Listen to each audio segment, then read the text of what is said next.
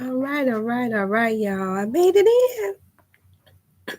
How you all doing? It is I, Dr. Chef Felicia Ann. How are you all today? I'm so glad to see that somebody's in. Hey, there's the kid. Good evening. How are you, dear? Oh, it's good to see you all. I made it in. Yes, I got a chance to set up. It seemed like it's better now that I changed over some things. It lets me know that maybe something was trying to just keep me out of the loop. And we're going to leave that there. Hey there, Sister Lisa. Good to see you. So I'm thankful that I'm saying, you all please like and share. Please like and share. I realize, yeah, that's supposed to be a thing to where you all will be able to see pops up a lot better. And for those of you all that have not subscribed, then please do so and prescribe. It is for free because that, to my understanding, helps you all to get whatever I put on in enough time. So when even like now, if I don't come on exactly at 4, it still will tune me in. And I tried this, y'all, so you get in enough stuff in there. Hey there, Sister Sweet Tea. Oh, it's good to see you in a while, Sister Sweet Tea. Yes. Thank you so much. And so starting off here, yes, I have a topic because it's been a big deal. And because I actually tried my hands at the Ramadan. And I was doing a little research on this because I really didn't. I want to tackle things a lot of times, especially since I hadn't had so much training and so many classes on detoxification and fasting the past almost 10 years now. And so I was, but I have been fasting from a religious standpoint, from a spiritual standpoint, since I was 15. I'm 40. God say the same. He blessed me. God's will. I see 49 years, the same age that my grandmother was, my mother's mother. May she rest in peace, Willie Mae Swain Jones. That she was when she transitioned from an aneurysm in her brain. Very hot day, watching her grandchildren and outside picking in the yard on the side of the house. And my grandmother suffered a aneurysm. And yes, she did have high blood pressure. No, she did not have practice healthy eating. Yes, she was the oldest daughter. Yes, she was a beautiful woman. Took care of everybody. Everybody come to her for advice.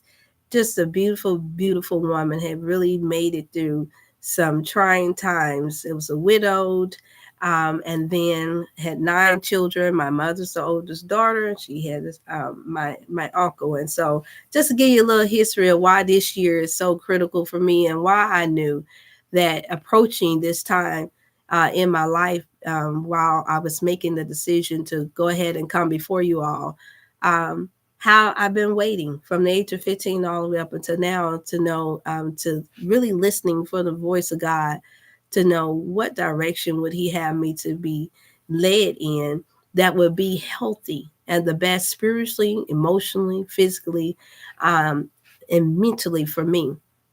And even though I didn't make all of the decisions, it was still, bottom line is, I still had choices to make and decisions to make.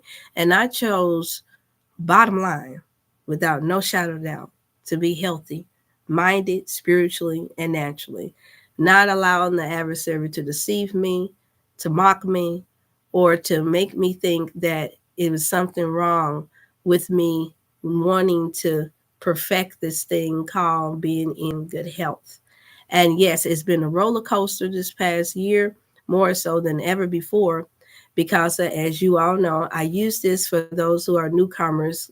You all know there are some newcomers that come on, and then some that actually see afterwards.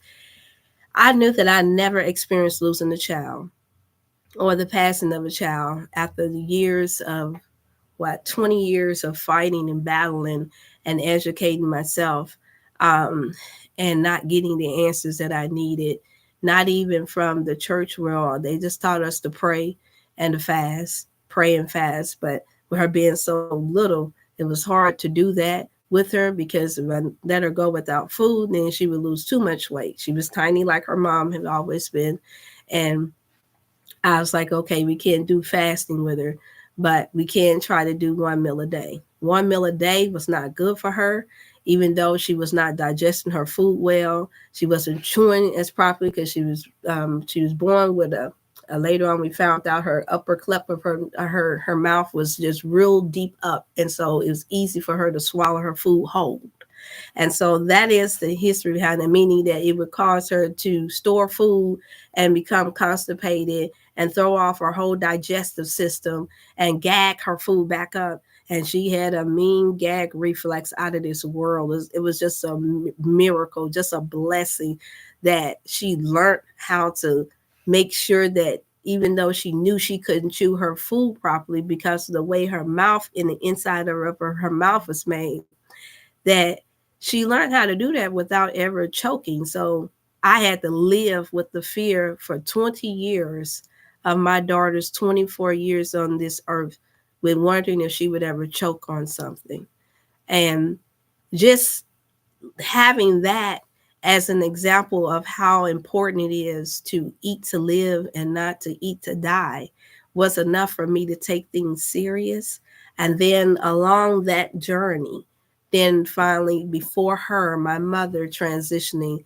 And I never shared this. So to my family members that may tune in and see this, um, please just know I won't take a backlash, but this is to help others. And I know my mother would want me to too, even though she never learned how to master how to eat to live. She did. She always told me how proud she was of me and believed in what I did. And she always asked me questions. We did develop a very, very beautiful relationship where I talked to my mother. If we went past 2 or 3 days, she would be like, "Oh, so you're too busy for your mama, huh?" She was that type of mother. And I'd be like, "No, ma, no, ma." Well, I called you. And she would call me. And if we had gone days without speaking to each other, I could hear her call me in my head like she was actually there in the house. And so I knew that that meant it's time to call your mom. And so I'm saying that to say, and it's very challenging for me to say this. Hey, greetings, Sister Jamaica. Um, mm, but I know it's going to help somebody because there may be some that's suffering from doing this. And it's not a subject, it's a very taboo subject for us Black women in particular. I know it is because I don't hear many talk about it. But the fact that my mother had gotten overweight, especially when she married and moved out to the South, to Clarksdale, Mississippi, and they took over their church, and she was a missionary, a real missionary, had been since I was a little girl. And so I know what real missionary is. It's not like what they are doing today. We sat in the hospitals. We went to our elderly's home and sat by them. We didn't showcase it on television. We didn't take video, like what they do now. And now, we're able to see that for the most part, the ones that do that, you wind up finding out that it was mostly for show. And so, because they wanted the world to think that they were really doing this from the heart and from the righteous spirit. Well, I learned different that when you do missionary work the way my mother and them did it, and the way my aunties and the way I seen my elders and my godparents do it, it was genuinely from the heart. And I do believe that even though that they wasn't as healthy as they should have been, that God has granted them a little bit more longevity for being genuine about it. And so just know, I'm making it known that this is the reason why I'm very cautious about when we say we're doing a work for God and that we're doing a great work, not to do it just for show. Because if I showed you the things that I do when I'm not behind this camera, y'all would be like, "Really? Really, Dr. Chef?" And I'm like, "Yes, really." Humility is indeed the way. See, I don't have to go into another country and I don't have to travel around this world to know what real humility and what real missionary work is. I've been doing it all my little life. And I'm thankful and grateful that I've been able to do that and have the heart to do it without making money, without making it famous, or without having to come before this platform, because that is what's given me the strength to continue this journey and to share my testimony and to be able to be here for you all, before you all on the Wellness Wednesday, to share with you the importance of why we should do it, especially if you have a legacy to live and you know that you are the pillar of your family, and you know you have those that are relying on you, and you know you have beautiful gifts and abilities that the world need to make this place a better place, at least while we are here. So, getting back to when my mother suffered from what we call bulimia, where when she started to put on weight after she joined the church at the age of 22 and raised us in the church that whole time, very faithful and a devout woman, she would throw her food back up every time when she cooked. As great as a cook as she was, as much as we had with being able to sell her food, sell her cakes, people knocking at the door, can we just get a plate? My mother would throw her food back up every day. And I would hear because of the restroom was right next to the door. And it was something that she was indeed shame of. And I couldn't understand it. So you can only imagine that when I would look and I would see the chicken and the macaroni and cheese and the green beans, because we had a full course meal every day. I'm thankful for God for that. I'm not boasting on that, because I know there's a lot of people that I've met that said that they did not have a mother that cooked every day for them. Well, my mother was that type of mother, even though she had us at a very young age. She was that type. But yes, she, it like clockwork, being raised in military lifestyle family. She did everything on the schedule. So every day after school, we could come home, even when our father's not being there. We could come home to a home cooked hot meal every day. And so that was the deal. We thought that everybody experienced that. And I don't mean hot dogs and ramen noodles. I mean full course meals. And my mother, some type of way, even did that even when she wasn't working outside of the home. That was just a priority of hers. And so growing up, seeing that type of order, we did like everybody else. We had to come back from school. We had to make sure that we had our homework done. We did our chores, and it was time to eat. All within barely an hour and a half, we would already be ready to eat between 4:30 and 5, because we had to go to church 6 days out of the week, every day. It's by 7:30, going on 8 o'clock in the evening, we would get back home around about 10 p.m. at night. And that was my life all the way from childhood all the way up until I married out of the home at 22. And so my life was a life of order. And so I thought, I didn't realize even then with my mother doing that, with the exception of the weekends, that we were already actually eating the one meal a day. Every now and then she would slip us a little egg sandwich or a little something in between. But I noticed that once again, my mother would hardly ever get a chance to sit down at the table to eat with us, just like I grew up doing.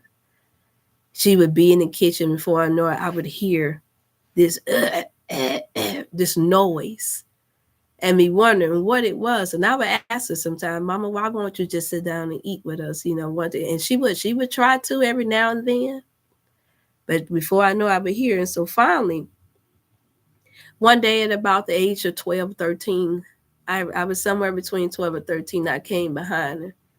And this was because I had started experiencing what we all know, ladies, as having a cycle, a period, was what we call it. And so I started to throw up my food, because it was not the right, healthiest food to be on my stomach at that time.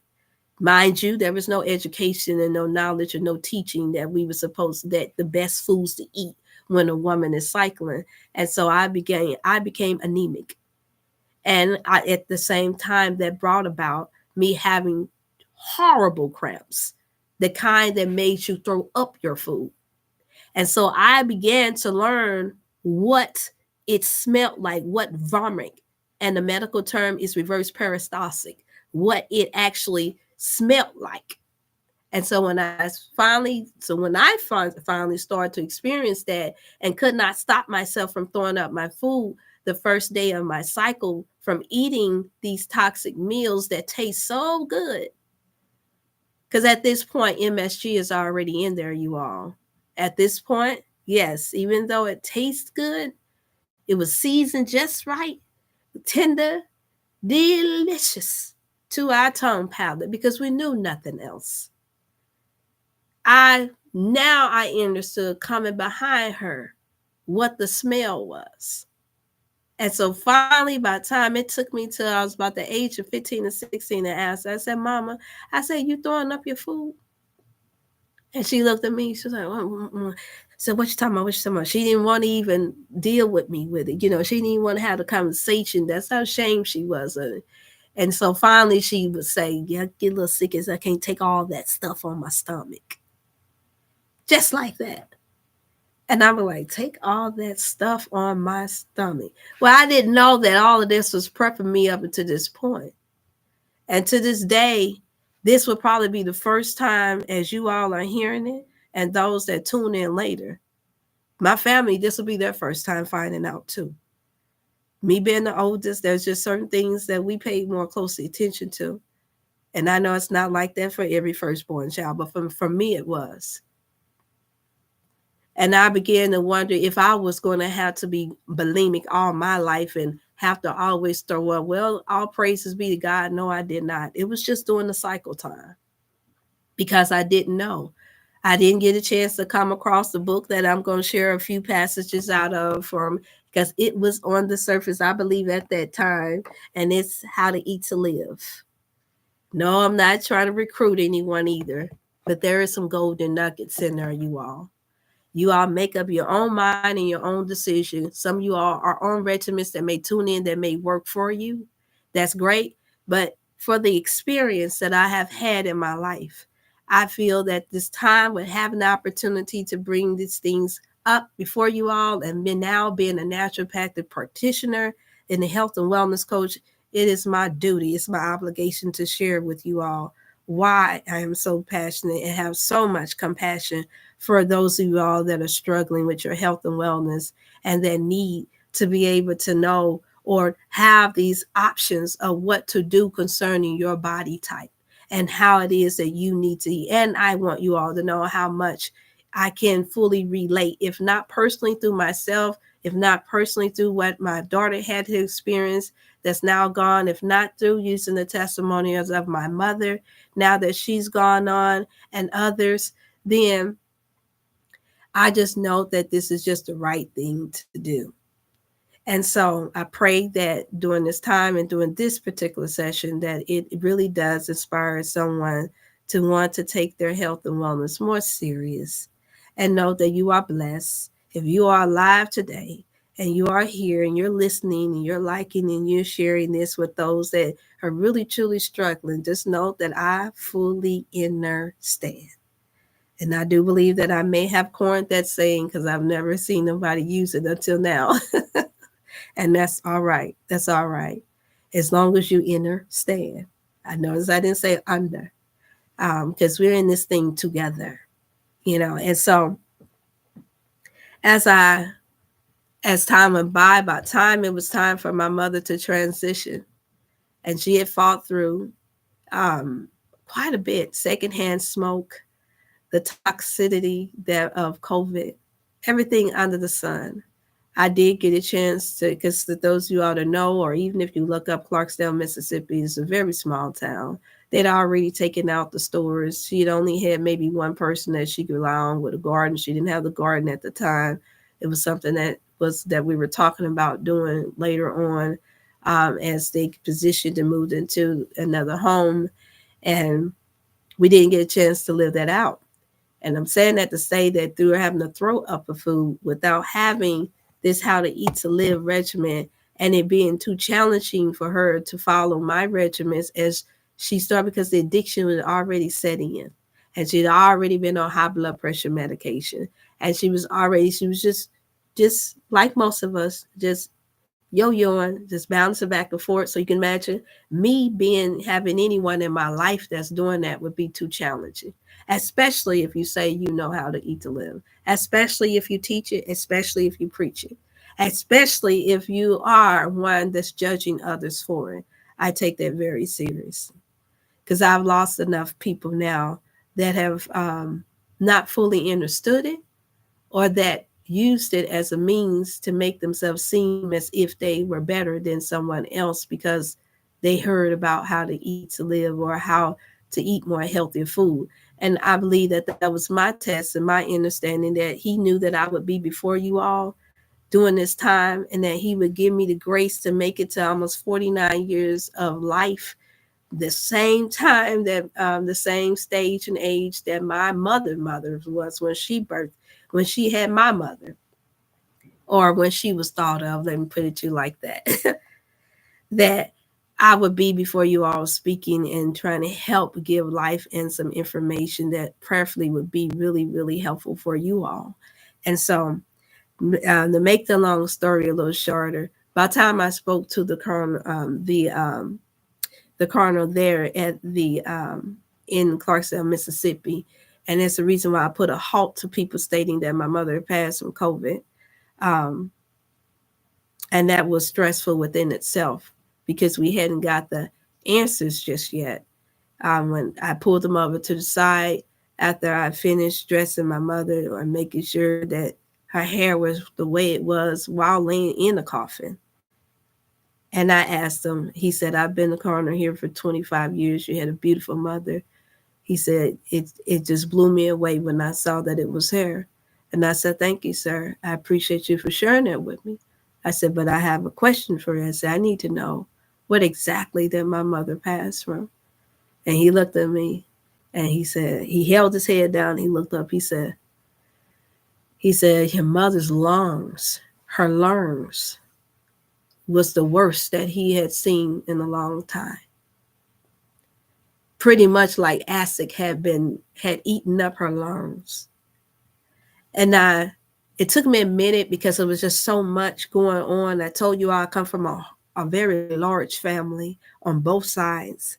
And because of the type of precious woman that she was and the unique being that she was, and the praying woman that she was, and the lives that she impacted, it was hard for me to process because I'm thinking about the toxicity that's in the atmosphere. I'm thinking about, well, she wasn't eating enough fruits and vegetations. And then I'm hearing all these other things that's coming into my mind. And this is the reason why you have to have a clear mind. You can't have a person that's always speaking negative things in your ear. And need I say no more about that? You have to have a clear mind so you can get the answers that's right there in your face or that's been spoken to you. And so I thought about it, and then that's when it finally came back to me. He said her lungs were shot. And then when I remember speaking to my mother the day before I was getting close to coming to Memphis, Tennessee to see her, I could hear her voice leaving. And for those of y'all that don't know, my mother had a very strong, deep voice, tenor, second alto. Many times people call the house and we asked the phone, they would say, was that your father? That's how deep my mother's voice was. So it was not like mine's more soft-spoken. I get mine from my grandmother, Miss Myrtle Wallace, my father's mother. And so when I heard it, I knew then. I saw her on her through the discoloration of her skin, but I never asked her again, Mom, do you still throw up your food? And I'm saying it to say, you all, it is best now for you all, instead of shortening your life, when you know that these things that they are putting out here is toxic for us, instead of taking the route of throwing up your food, instead of allow yourself to cave in because of social pressure, it is best to fast. And that leads me to what my subject matter was. It is best to fast. And the reason why I say, okay, let me pull out something else. We've talked about these things. You see so much out here on social media. And I know it can get confusing. But the one thing that I've noticed that's not too confusing is that when we fast, just understanding, making it simple, that just means you don't have to worry about no food. And that is if you're not too sick. And I know that there are some that are placed on prescription drugs from their doctors. And they say, well, you got to take this pill with food. I'm not speaking to you all at this point.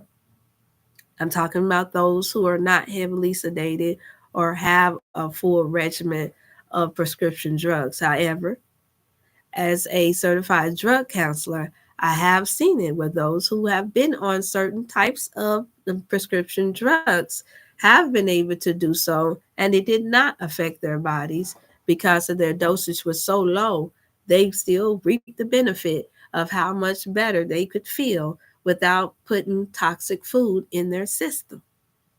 Okay. And so I want to use that to state that, yes, if you don't want to have to live a life to where you're always bogged down with not just waste, excess amount of waste for overeating or for feeling sicky at the stomach, like I did during my cycling time, then learn the foods that you need to eat that matches well with your system.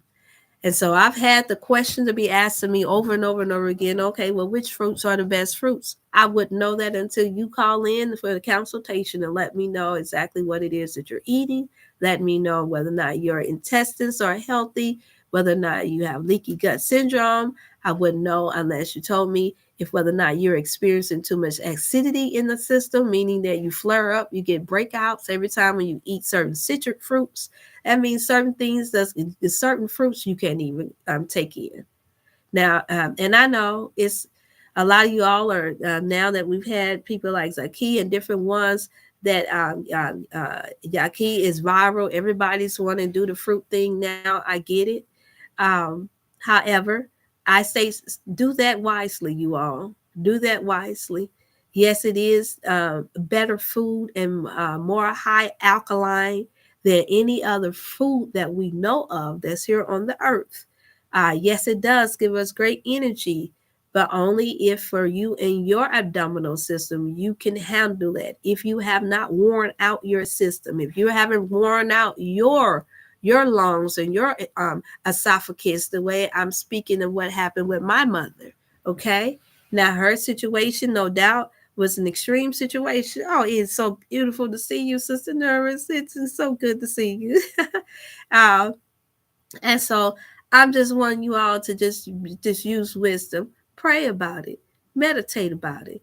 He'll let you know, and you know, because like once again, you are your own doctor first. You know your body better than anybody else. And if you feel that you have damaged it so much to the point to where it is desensitized, meaning some cells are not activated because of the weight or because you've had to take in too many drugs, or maybe you're a very strong person like I am physically, even though I'm a small woman. I'm thanks be to God, my mother and my father were very physically strong people, meaning they could lift things, and sometimes meaning that your tolerance for pain may be a lot higher than the average. Um, and it's strange for me. I can tolerate pain of heavy things, but if you pinch me, then I'm like, oh God, I'm losing it. And so it's just strange, but that may not be your body type. But one thing I have learned through the reason why I went with the How to Eat to Live, and this is part 2, not part 1. For those of you all that have not gotten on a good regiment, yeah, the reason why I buy by this, and I'm going to break down why, because I know there may be some tune in that may have tried it. I have both. I have part 1, and this is by the Honorable Elijah Muhammad, the messenger, and the Nation of Islam still teaches this and still sell this book, and I believe you can still get it on Amazon. It still worked going thumbing through those who all that don't believe in it. It's fine. Just get the nuggets that you need out of it. And the reason why I say it's fine is because that's a whole nother separate thing that you have to that you would have to determine and make up in your mind and see if that is the type of lifestyle that's suitable for you. But however, with the nuggets of how to eat to live, I find that highly beneficial to us more than not, more so than not, because I watched growing up in the city of East St. Louis, where there's a lot of unhealthy things that were taking place at that time. And now being here in St. Louis, Missouri, just 5 minutes away from the river, and but being in all of the most, what we call some of the most toxic environments of Detroit, Michigan, and Chicago, where all our people were at, growing up seeing that and seeing how we had a limited amount of farmland to eat from, and most of us eating from the grocery stores. I'm a 70s baby, and so that means I saw these things. My step-up granddad, he had a friend that had his own farm. I've been on the pig farms and all this other different stuff. And so I got a chance to see quite a bit, quite a bit. And I stated one thing I noticed It didn't matter whether or not our men or our women were hooked on drugs, crack, cocaine. It didn't matter whether or not they would suffer from obesity, cancer, AIDS, or whatever. I literally got a chance as a little girl see people's lives change right before my eyes, and then see them out there on the street passing out a paper called the final call paper. And this always stuck in my head as I'm being raised as this little Pentecostal girl, that we didn't fellowship with them.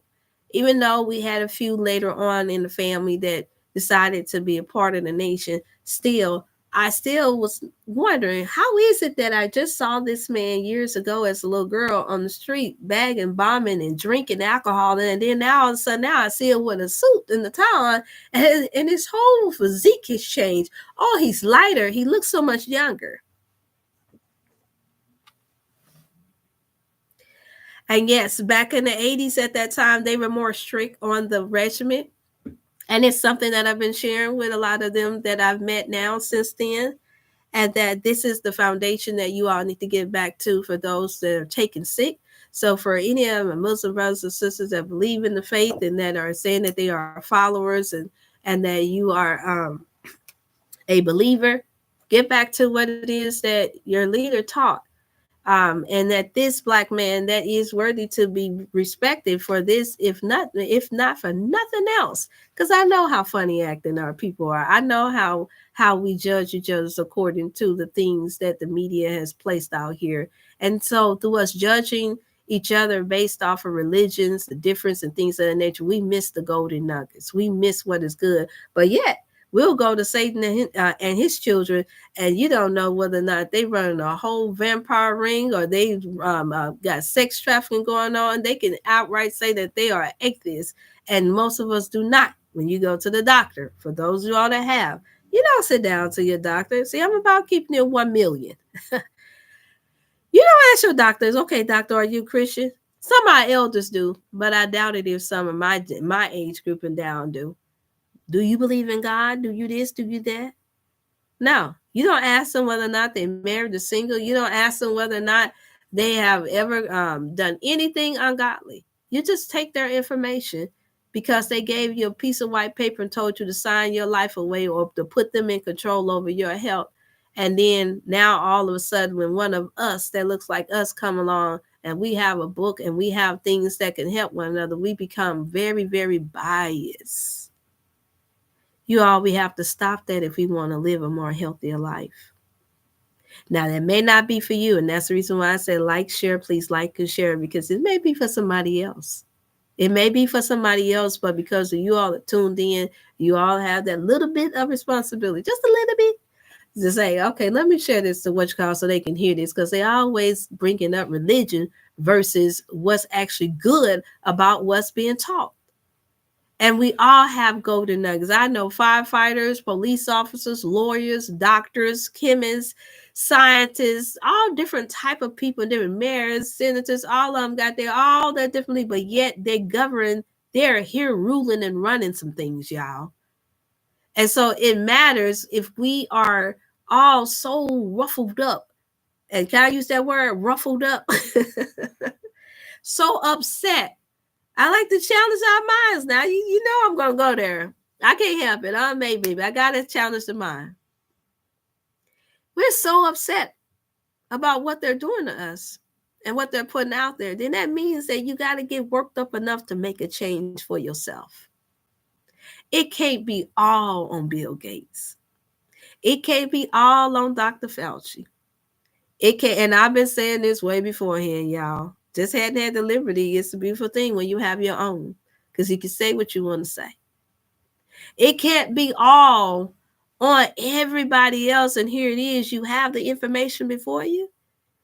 No, what we're really mad about is that we've gotten to a place of where we feel like the addiction has taken over so much, and the pleasure trap has taken over so much to where you feel like you can't shake this thing, you can't muscle through it. And this is what we're really upset about, that we have to work at it, that it's all the ball is completely, the food is all in your court. Nobody's taking your hand and forcing you to go down there and get them chips. It's all what you see. It's all in your mind. But you can make that decision the same way you do when you say, hey, I got to go to work. I got this bill to pay. As much as you don't like that job, because of the benefits that come with it, you keep going. And you keep saying, oh, I can't wait to get me another job. And some of you all don't wait to get another job. But you're not going to go hungry for long. You're going to find a way, even if you got to go club with somebody across the head and go take somebody food. You ain't going to let nobody make you go hungry. That's a given. You're not going to go without no water. I don't care if you got to go find the nearest creek. You're not finna sit back and just die of starvation and dehydrate. Most of us don't. The only way that happens is if you're hooked on drugs. Will you see what I see sometimes going down the roads in the city downtown area of St. Louis, Missouri, where you can see people hanging on with their dear life. And I had those sometimes partners that would try to convince me not to give them nothing. Oh, well, they can do better, well, they can do this and they can do this. And I'm thinking to myself, oh, you're such a cold-hearted person. I'm so thankful I don't have to be around that no more. I give because it could have been me. The Clark sisters have a song, it could have been me. It should have been me. If it wasn't for the blood, if it wasn't for your love. That's not just a song to me. I believe that because I know that I had the same temptations that everybody else had. But I also had that little bit of thought of conscience that was in my mind, even with being bombarded with all the very things that had sickened my mother, that had taken her out of here. I realized that I said, okay, Father, this is a thing that we just have to literally make up our minds to do ourselves. And your thoughts are real forces. This is the reason why we do this. This is the reason why we can't get enough teachers. This is the reason why nobody can say that they're the only person to do nothing. This information has been here forever. Remember, even if you do believe in the Bible where it to speak of that the earth was created first, the Adam and Eve story, if you believe in that, then you already know, even just from that alone, it still was a teaching about what fruits to eat from the tree. Man has taken it and done changed it into nothing but a religious thing versus how to eat to live. And I can't see how we've gotten around that. I really can't. And I'm kind of thankful that I can't, because or I wouldn't be able to make this simple and just come before you all with just common sense, which is not common anymore because of the deadly foods that they have given us, and the chemicals and toxins has unfortunately tainted our minds to where we can't even see right from wrong and wrong from right. I dare to come before you all acting self-righteous like it has not been a battle. And I do got to take back, or I can't take it back. I do have to correct myself on stating that I picked up a good 10 pounds more eating on a lot of the bean pies and and bean soups as I just chose to fellowship and work with our brothers and sisters. But no, it wasn't that. It was just I wasn't eating at the right time of day. I got so caught up in making decisions and trying to restore the things back to the way it was before COVID hit, to the point to where I was not on a set regimen. So that automatically stores up a body fat. More importantly, I wasn't on a workout routine either, whether that be walking, and then I just started back going to the YMCA. And so meaning, therefore, you can lose weight or gain weight, but if you want to lose weight and stay in your BMI as much as possible, even though I know that varies from person to person, it varies, then you must not just cut back on overeating your food, and you must not just eat healthy food, but you also need to do some type of cardio and some type of walking, daily exercise of some sort. It does not have to be lifting weights unless you're looking for muscle mass or to tone more. You can do it that way. But nevertheless, I highly recommend that if you want to be able to stay as fit as possible, for you to add some type of daily exercise along with it. Even if it's you have a home with stairs in it or chairs. There's many, as you all know, some of you all may know, some of you all may not know. There are YouTube's free YouTube channels out where they show you how to do exercise at home up against the wall, which I'm going to take advantage of some of those myself, and in and out of your chair just to keep you toned up really nicely. I have a goal to shed maybe about 7 pounds, if that. And now that's not a lot, but it's a lot for me. It may not be a lot to you all, but it's a lot for me, because I know that with everything, in order for me to help people more, I need to feel the best that I can feel. So it means I don't even have time to even focus on what they're putting out there. My job is, my brain automatically go in, where can I get the best? So I finally found some seeded grapes, y'all. The big globe seeded grapes, y'all. So this is how I broke my fast. Seeded grapes. And then I found some seeded watermelon. And so I broke everything with fruits. Yes, I did, because I can do that. And you probably can too. However, I would do that for a whole week. And then I will implement, my goal is to do my fruits and then a light salad with an all natural homemade dressing, preferred with a little bit of zest, a little lemon. And then I will break it within 5 days, 5 to 7 days, and then go ahead and start implementing me some light-based soups. But because I feel so good when I am, yes, I do. I feel so great when I am sticking to more of my fruits and my salads than I do when I'm eating hot food. I do, for especially the spring to the summertime, for those of us that have our different weathers, I do stick more to the fruits and the salads at that point, because it's that's flushing out my system, but more importantly, it's giving me the high alkalining and energy that I need for my body. And yes, I do implement. And at this point, I don't necessarily have to implement the sea moss, which, yes, you all, I do have it. And if you guys look inside of the chat, you'll see where I placed it in there. For some reason, they didn't let me put the sea moss in there. The sea moss is $40 per bag. I have the powdered kind. You could take a teaspoon of it and you can order that. And I promise you, I don't have to even take that now at this point, because when you're eating to live in a more healthy way, you have some access to getting seeded fruits and vegetations from its most. And I do encourage you all going to a farm market and asking them. And then I encourage you, if you're going to get green leafy things, try to add in their sprouts, for those of you all that are not allergic to sprouts. Things like broccoli sprout, the flower sprouts. You can sprinkle those into your salads and eat it. Or in that case, if you're like me, you can do it raw. You can do those. I see that mango sprouts work for me. I love the little nice fresh crunch that comes from it. I try not to eat too much broccoli, because broccoli does have a load of calcium in it, you all. It can cause constipation if you wind up eating too much of it. And this is the reason why a lot of us are steaming the broccoli. But you have to be careful. Just a cup every few days is good. But just be careful, because it is loaded with calcium. For any of you all that may be suffering for any cardiovascular diseases or any heart clotting, or if you have complications with breathing at all, recommend you not to do too much broccoli, okay? I'm reading now, redirecting Proverbs 31, School of Wisdom. That's right. Make the change for yourself. Absolutely.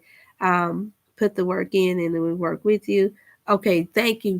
Thank you all so much. It's such a blessing to see all of you all tuning in. And so that's what I recommend. And I had a little reading here that I would do, if you all don't mind. If you have any questions, you also can. After I finish this, then you all can read it. And I know some of you all don't know, but keep in mind, like I said, new people tune in from time to time.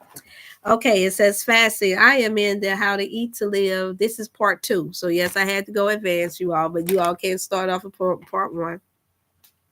It says fasting does much for us. A 3-day fast will tell the story. You feel better. Your body begins to feel lighter and not weighty as it felt when it was filled with food. Your thinking is clear. As I always say, that's the number one benefit that I love about fasting. It's not necessarily just to lose weight or to feel light. It's that clear-mindedness that comes from that.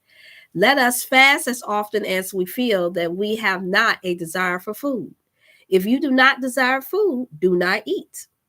That's another problem that we have. We think that we have to stay on this regimen of constantly eating every day when you know you're not exerting a whole lot of extra energy. That's not good, especially for those that are retired, those of you all that are at home. You know you don't have a job that you have to go to that exerts a lot of energy. Your body is not going to call for that extra energy that you're trying to get from the food. So that's what they mean by that. Okay. Eat when you are hungry. It says very, but I'm going to just going to say hungry. Of course, this does not apply to the sick. You may need that the natural antioxidants from your food. So that's the reason why we won't say for the sick, because the sick are exempt from fasting. And I have learned from my personal experience, I have learned in working in the field, in the health and wellness field, and as a naturopath, that if you are sick from built up mucus that shows up like a flu or pneumonia, actually fasting is highly beneficial to you. In the sense of, at this point, meaning fasting from solid foods. But at this point, you need to take in liquid at this point. You should be applying things like colloidal silver, elderberry, chlorophyll, and in water, in an 8 ounce of water, and sipping on that to clear the lungs of the excess amount of mucus, because that's all a cold, a flu, and pneumonia is a high level of mucus that's in the system, and that is the most common. And you all, with that being said, keep my cousin Toby Ingram in your prayers, because she's in now too, and that is what I was told that it was. And then there's some other information there that I'm not able to disclose at this point, but we're still waiting. I'm looking to have to go to the hospital tomorrow, prayerfully, but she's in critical condition because of this. We grew up together in school. Beautiful, beautiful, beautiful spirit, a missionary in her own right as well. And it broke my heart when I heard it the other day. Unfortunately, a lot of my family does not practice how to eat to live.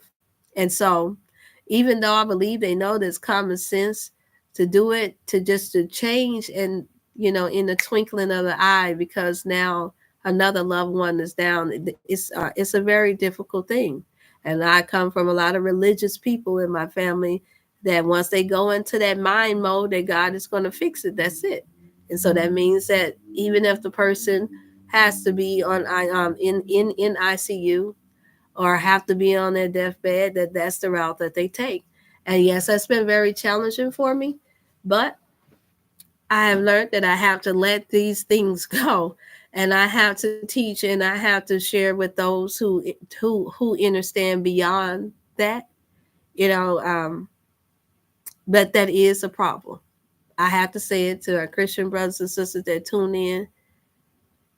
This is not open for a debate. We have to get beyond the point of saying that Jesus will fix it, when he's given us the tools to fix certain things, when he's given us the proper way to eat, to live, especially when it is conditions that is actually caused from eating artificial foods, white dough, white bread, too much meat. And then if there's a case where there's excessive amount of waste that the body is carrying, the body can only carry it so long. I'm a year older than my cousin. So you can imagine, and I've already experienced just losing another first cousin too, right after my mom had transitioned, and that hurt me very, very bad. And once again, asked a lot of questions, but because of their living their life, they just couldn't find themselves disciplining themselves in that way. And so you can imagine just how challenging that has been for me outside of you all, to have so many loved ones that's receiving the knowledge, but they're just not quite ready to transfer over. And so this is what motivates me to share with you all when these times come about. It doesn't make me, and now I take that back. There was a few times that it did make me want to just stop and to say, what's the use? But then I had to remember, he didn't give me this information just for my family. He gave me, I do believe that it allowed me to go through my own sickness and challenges and things that I learned from my daughter in school and in training, to help others outside of just my family. And so that's what I'm doing. Okay. So I'm going to go back to this passage. It says, let us fast often as we feel that we have not a desire for food. I'm going to say that part again because it kind of got me. It said, let us fast as often we feel that we not have a desire for food. Meaning, so much so, get your body regulated to the place, because they're taking us there, y'all. They're taking us there no matter where you are in this country. Most of us are going to experience it someday between now and the next 5 to 10 years, you're going to experience a famine in the land. And if you have not learned how to push back your plate, if you have not learned how to go without a meal, it's going to be tremendously hard for you. This is what is clear. What we see, what's happened with the Palestinians, and everything's going. People are going to be eating from anywhere they can grab some mud, trash, whatever they can eat, because they're so used to eating something, putting something in their mouth.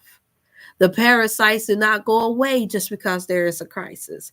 It will still ask for things, but if you learn how to start making your mind up now to push back the plate while you can, while you have the option to, when these trying times may come in your life, it's better to be prepared than to have to be ready than to have to get ready. Because at that time, it'll be too much panicking. Can you imagine? Just imagine. Just look around this world, see what's going on. We cannot say that we that are alive and remain right now will ever have to get to that point. You want to prepare for that. There's nothing wrong with that. You only have that to benefit from a clearer mind, a healthier body, more energy. There's much benefits in learning how to fast, okay?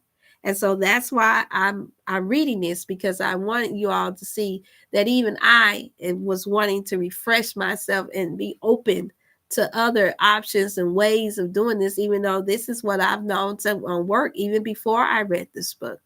So I'm 100% in agreement with this. It says, let us fast as often as we feel that we have not a desire for food. If you do not desire food, do not eat it. Eat when you are hungry. Of course, this does not apply to the sick, because the sick are exempt from fasting, with the exception of what I just stated. When you fast, it is an advance for you spiritually. So, of course, we learned that in religious practices that they do it for spiritual things. So I'm going to state this and put it in here. And it says that fasting, men and women fasting, this does not mean that we can do nothing but fast and still do many other evil things and be rewarded with good rewards, meaning that you don't use fasting as a term, as a means to think that it's going to fix everything in your life, but it does help you to not have that energy to be practicing things that's not good for you.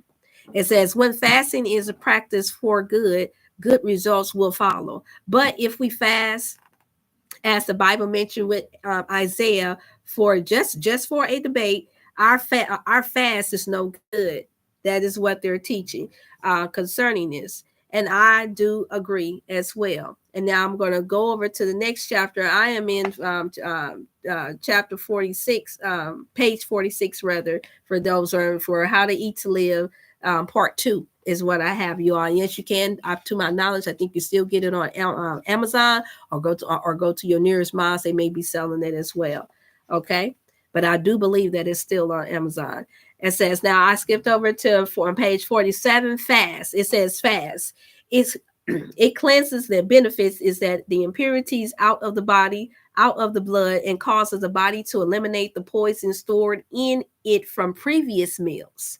Sometimes from previous meals of many years, as the folds in our intestines in carrying particles of food for a long time, and hold strength enough in them to keep us alive for 2 months. That's a lot, you guys. Did you hear that? I'm going to read that again. The benefits of fasting: it cleanses the impurities out of the blood, meaning the toxins out of the blood, and causes the body to eliminate, meaning to alleviate, get rid of the poison stored in it from previous meals, the meals that you had prior to. Sometimes from previous meals for many years, as the folds in your intestines, meaning your intestines 20 feet long, you all, is folded up in there, okay, can carry particles of food for a long time and hold strength enough to them to keep us alive for 2 months. So you wonder how people wind up living and being in a hospital bed and wind up not dying, and they're on a respiratory machine. They're like, wait a minute, they're not gone yet. Because a person, once you have all that excess, now that is a benefit. That's one benefit when you're getting sick, but I don't want to get sick to find that out. That when you're overweight and have excess amount of body fat, the body has something to eat off of, like Campbell's do. Campbell's don't have to eat every day. But this is also the same for those of us who have something in the system. And this is the reason why some are biased or more, even in certain African cultures and other continents where they favor, not a lot, but there are tribes that favor those who are more heavy set because they can withstand against sickness, because the body can eat off of itself. It can literally eat the foods that's in the folds of the intestines without them getting sick and dying as fast. But that's also for the average that is not obese as well. Okay. After that, meaning it can store up. And so it folds into the intestines for a long time and holds strength enough. It's a strength enough in them to keep us alive for 2 months. Our bodies store food in the folds of the intestines and in the bloodstream. This is the reason why it's important to eat to live, because it affects your bloodstream. You're wondering why the blood is toxic. You wonder where cardiovascular disease come from, heart attacks.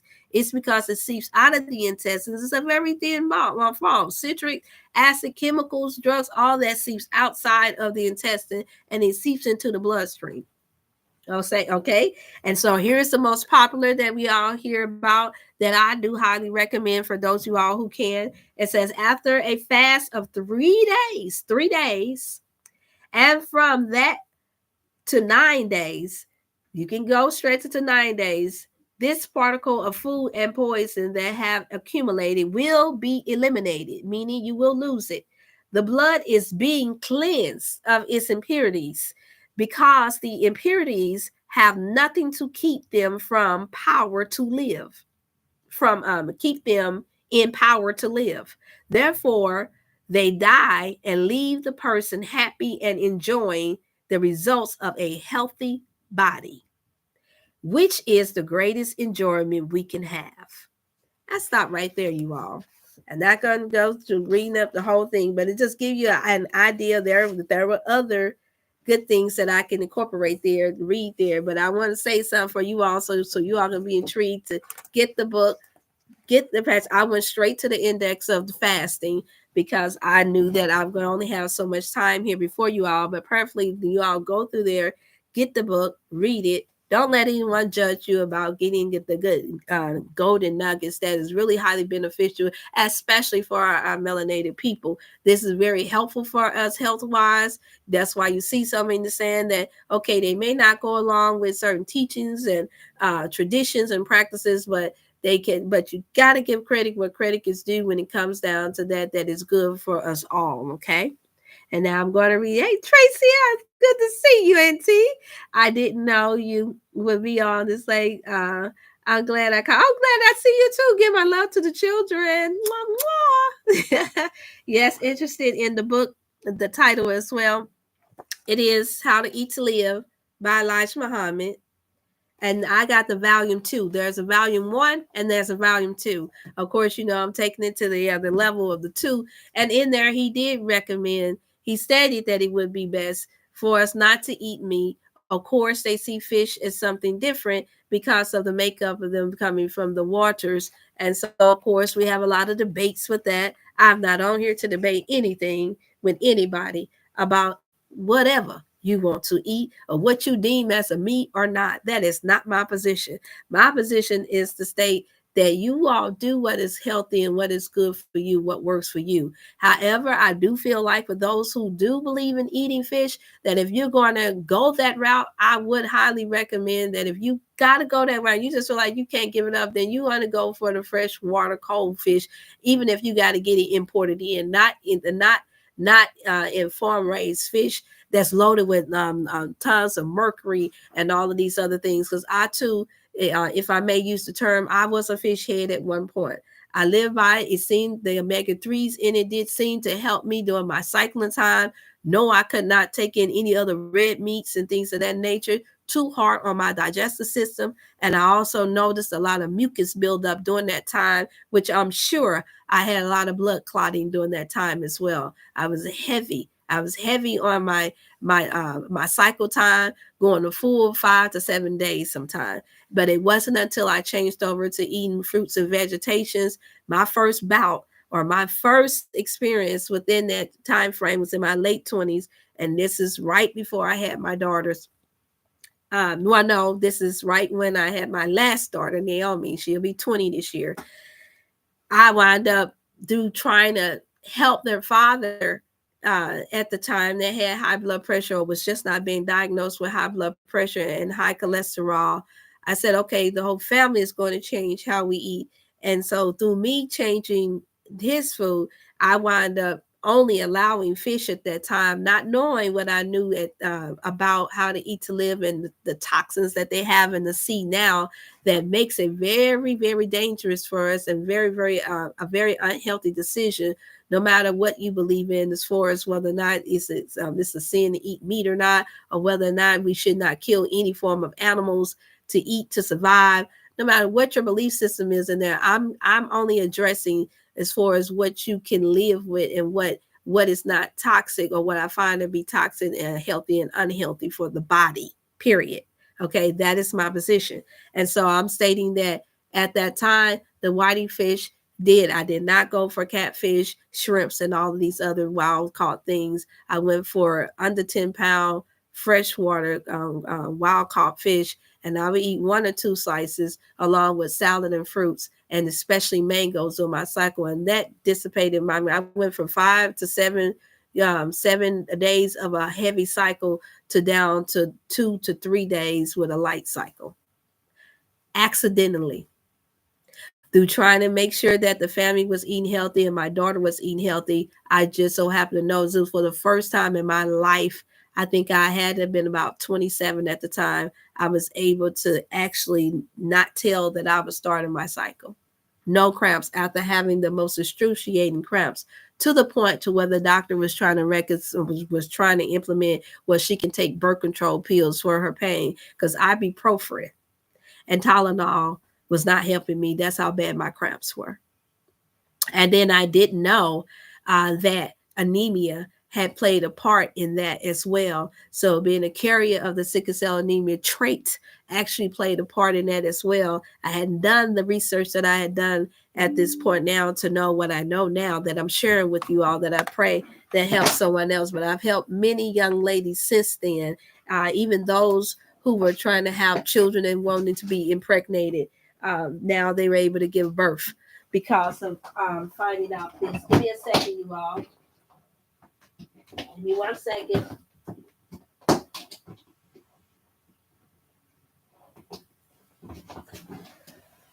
Sorry about that, you all. I had to plug up my charger was going out. I saw it go out. I have to make sure that it wasn't going out. Okay, and so yes, I'm interested in the book and the title. Okay, that's the last one I have. Okay, and so yes, and so through this, I found out accidentally that actually worked for me. Yes, I did incorporate a snack bar that had flaxseed, um, pumpkin seeds, almonds in it as well.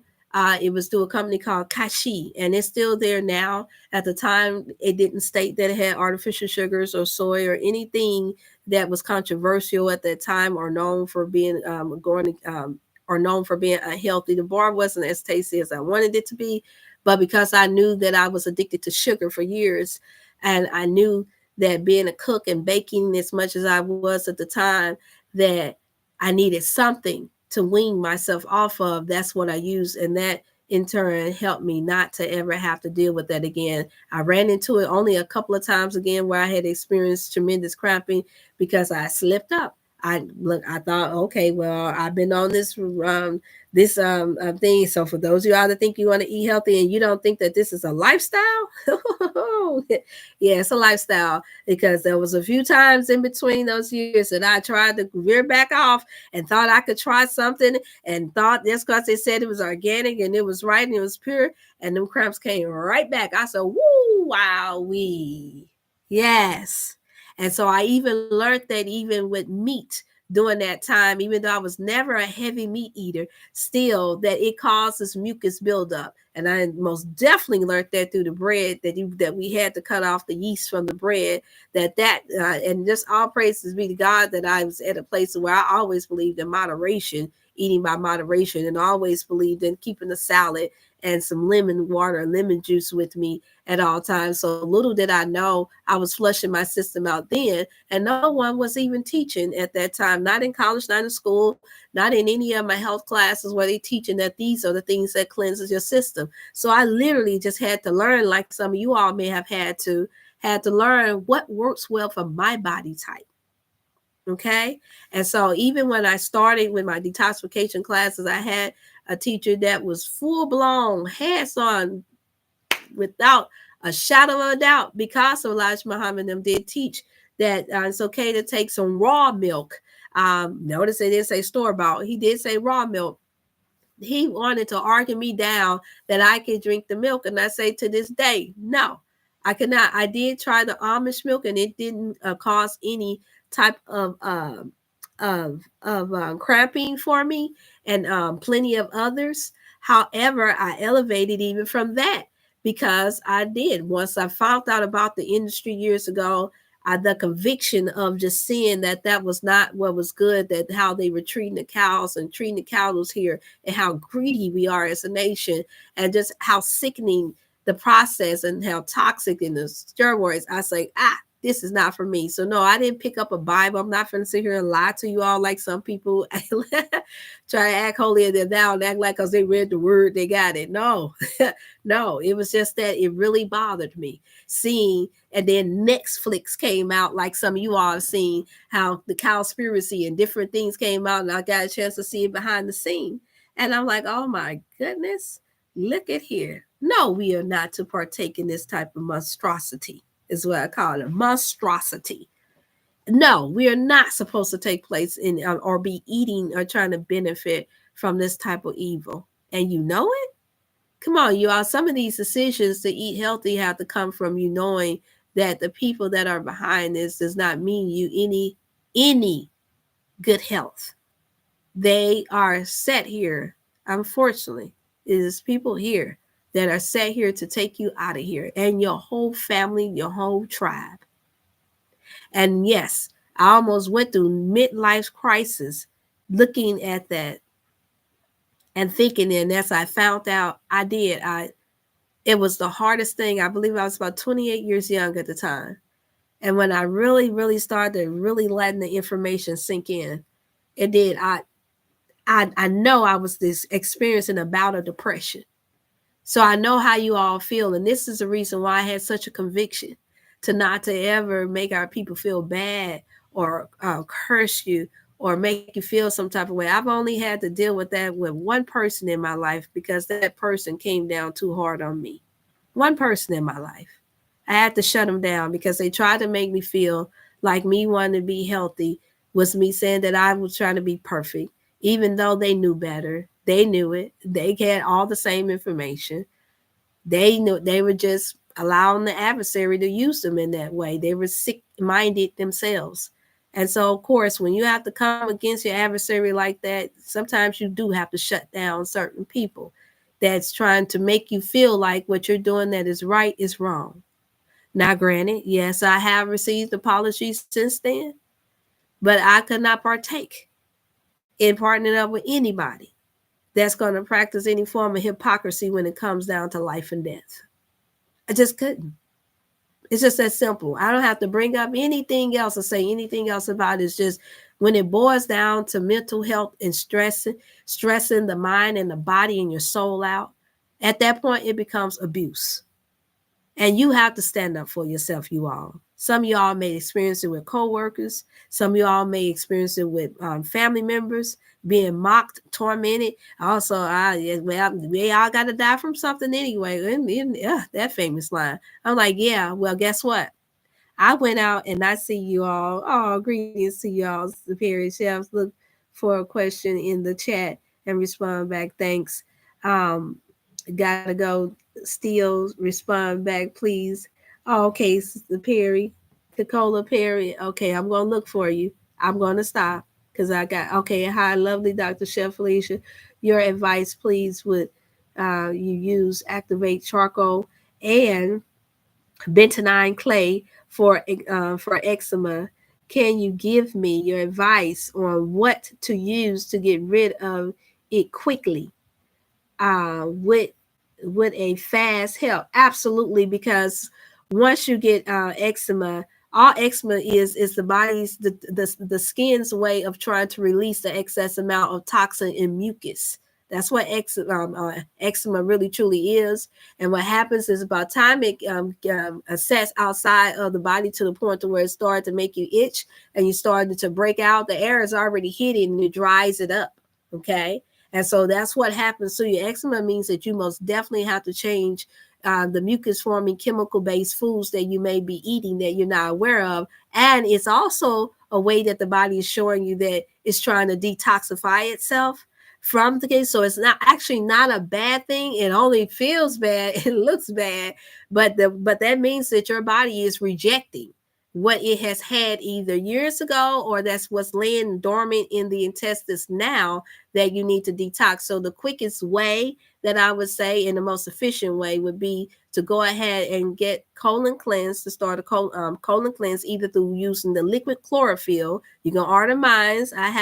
That's a few bottles left for $30, or if you have chlorophyll somewhere else, use those drops to help clear your intestines first, and then and you can also use honey and turmeric as a paste. Raw honey and turmeric, local honey, raw honey, and you can start rubbing that around your body only when you're not. So if it's right before bedtime, that's fine.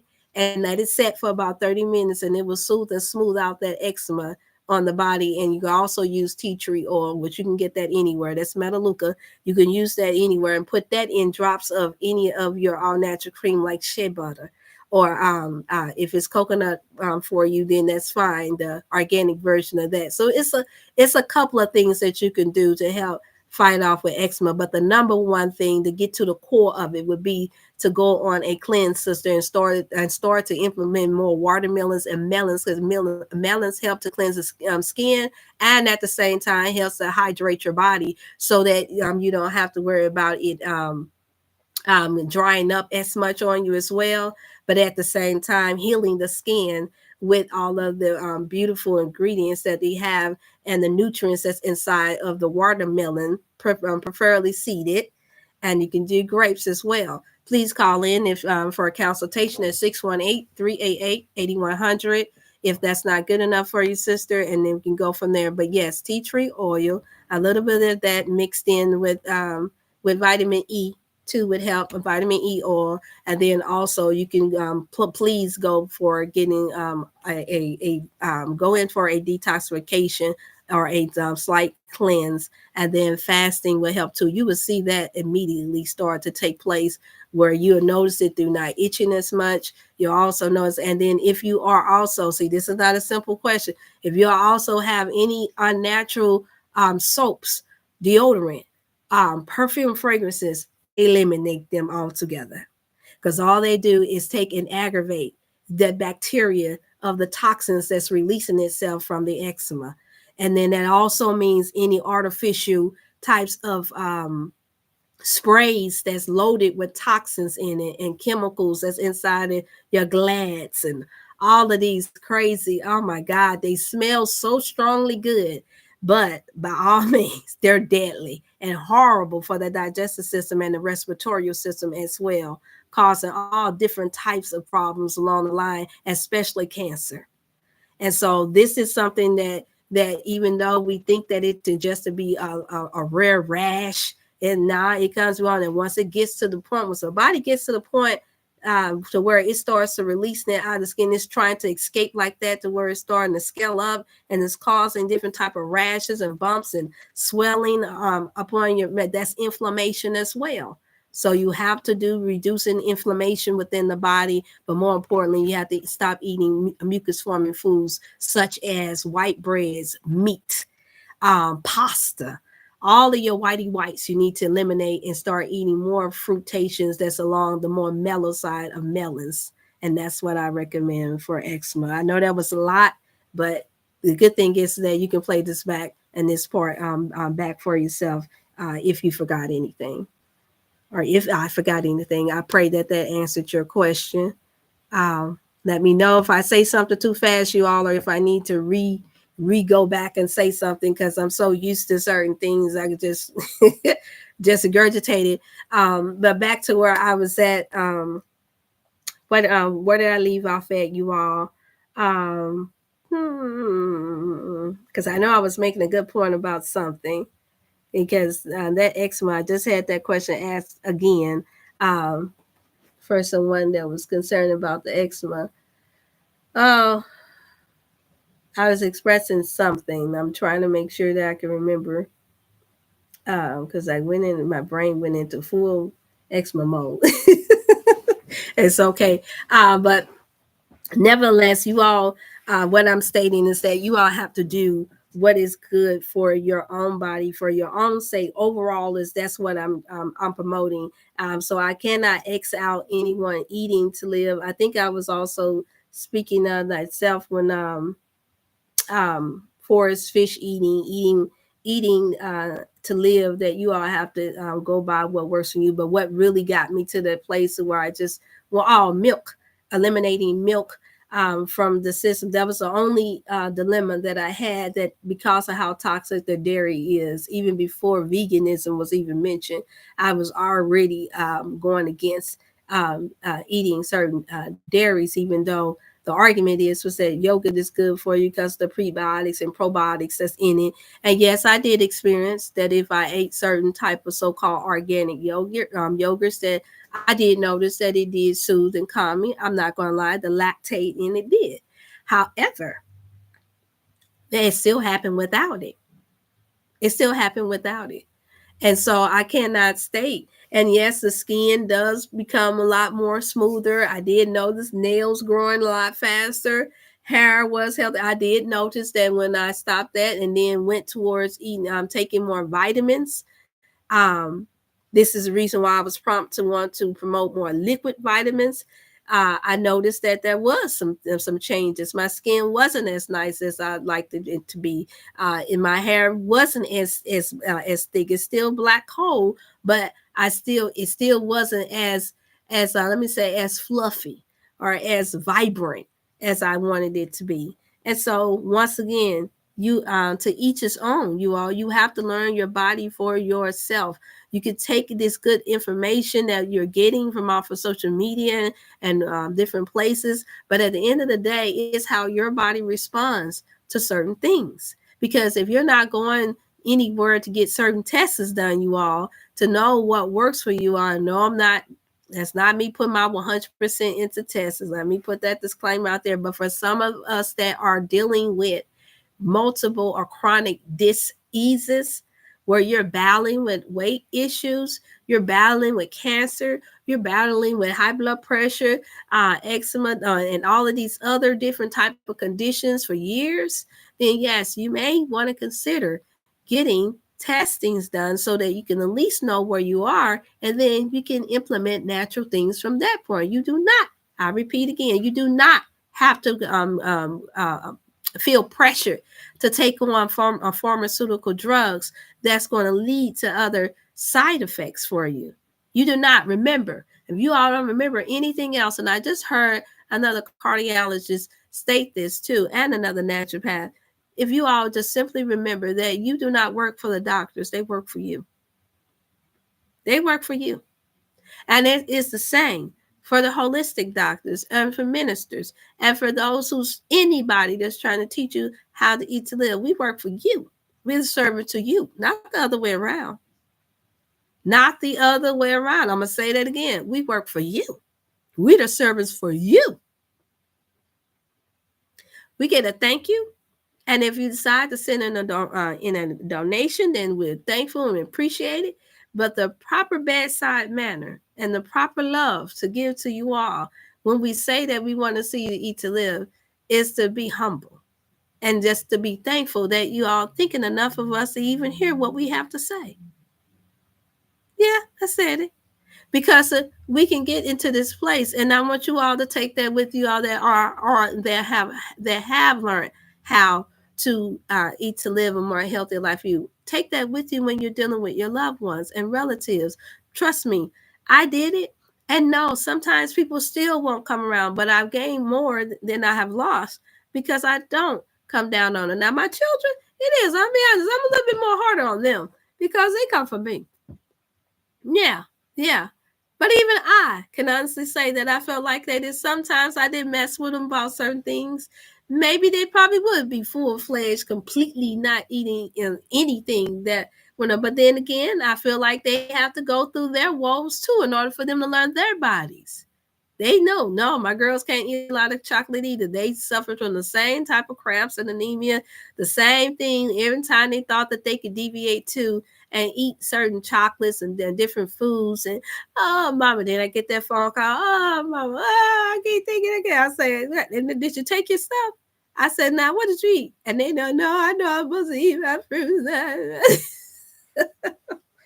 And I just sit back thinking I was like, oh my God, y'all don't know how blessed that you are. I wish I did have someone that was telling me this where I wouldn't have to go to 20, 30, almost 20 some years of close to 30 years of not knowing how to truly eat to live. I wish to God that I had that. And you can see it for those who have the beautiful, beautiful energy, beautiful spirit, beautiful. And so in that sense, it is good. Being healthy, you all does help us in that way. I do give it. Thank you, Sister Jamaica. I do give credit to eating healthy and taking care of yourself in a great way, not for a vain reason, not for vanity's sake, but for the sake of just feeling good. It's like if you're dancing, you can't be fighting at the same time you're dancing. Think about it. Okay? Just think about it. Can you really fight and dance at the same time? Can you laugh and be cussing at the same time? Don't answer that because some of y'all are kind of clever. I don't mean where you just using the terminology. Just be like you're a fool, but I'm talking about this. Think about it, y'all. No. Can you be thinking to say something good and compliment somebody and be mean and nasty at the same time? And yeah, I know they got the term out. God, this world is something else. I know they got the term out called nice nasty. I don't know any of you all have heard of that, but I have. And I'm like, nice nasty. How do you put nice and nasty at the same time? Don't even bother. Just like you can eat a healthy meal and you can eat an unhealthy meal. So now you're all confused. You're all messed up. And you know it because your behavior becomes such that I could tell, and I'm not going to say any names because you all would know what I'm talking about. There was someone that was really close and near and dear to me at one time in my life. And I still keep them in a lot of prayer because of the sickness that I realized that they dealt with. But I just could not allow it to take me out of here because I know that I was asked to take care of them. I was begged to. I'll be honest, I was begged to. They begged me to take care of them and to be there for them. And even though there was some compensation there, I realized that because I care and I love them so deeply, that it became too challenging. And some of you all may be able to relate to this. You may be experiencing it yourself, or maybe you may experience it later on down the road, but I pray that you don't have to. I think this was just my test that I had to deal with. And so every time, 1 minute they would be sweet, they would do all these nice things for me. And then the next minute they would just say just some horrible things, the things that just make you want to cry. And yes, it was a form of mental abuse. It was most definitely mental abuse. And then finally, I got to a place to where, because they agreed to eat to live, And they stated that that's what they were doing. I finally got to the place to where I started paying attention, a little bit more close attention, because I know I had done my part. That every time they would eat toxic food, I noticed the language and the attitude became more and more aggressive. Every time. They become more nastier, more evil, and just gaslight and project things upon me that they were thinking within themselves. And so that made me start to take a record. I started to mapping out, because now at this point, now it was such a pattern to where I could tell now. And then that me noticing through the language and through the behavior changing, I started noticing the smell. I started smelling. I mean, y'all, it could get that intense sometimes. And so finally, I got to a place where I had to make a decision to let the person alone, just to let them be, just allow them to come to me when they. But when I did that, then that's when I think they became addicted to me caring so much, even if that meant I had to take the fire, even if that meant that I had to take the mental blows. To where when I made the decision, I had to do what was healthy for me, what was spiritually and mentally healthy for me. They couldn't handle it. They just could not take it. And before I know it, the person had gotten so unhealthy and were eating all sorts of type of toxic things to the point to where they started to lie on me. They started to mix little truths with a whole lot of lies, and it just became too. It became too much. To this day, I'm still unraveling lies on top of lies. And I said, my Father. Now, I can't blame it all on the food, but I will say that the food, eating the toxic foods, most definitely was a major trigger. I later found out that the individual had always had these type of evil ways, but also they would have been eating toxic foods then too. But then I dug a little deeper and found out that this was generational, that their father, their grandfather, and so forth was abusive like this. So I'm saying this to say that even in this book, you all, when you read, it's going to talk about the spiritual benefits too of fasting and eating to live, because it can help rid you of some. When that mental clarity opens up and you get a chance to see yourself and you get addicted to feeling good in a natural way, as I say, the natural high, you don't want to take yourself with a lot of toxic words and negative behavior and sick sadistic. Can I say it in that way? So, I mean, you do. You literally become what we call true whole. It's a reason why they call holistic care. You become, that is the holy that I think that it was making reference to. And this is why I believe that so many that say that they are spiritual, I have to say this, why they fail so miserably behind closed doors with their families, in relationships, in marriage, and everything else. What, to the point to they're looking for, they're trying to find peace all over the world and can't find it, because it's the problem is within them, and it's been there coiled into the DNA for so long to where they didn't realize the power of fasting. And I don't mean over fasting, because I have had to deal with clientele and things of that nature. And some of you all know that I've dealt with that as well.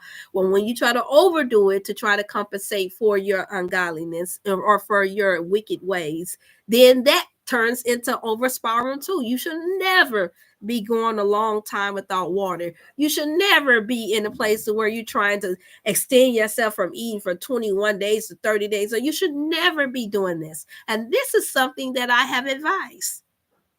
I have advised this to spiritual leaders. I have told them, no, this is not how you get rid of it. The way you get rid of it is telling off on yourself.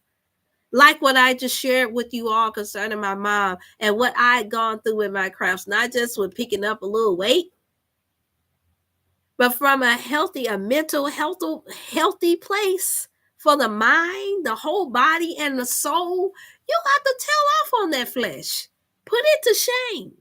That's how you know when you're really fully releasing it. You won't be lying on other people in order to make yourself look like you're something that you're not.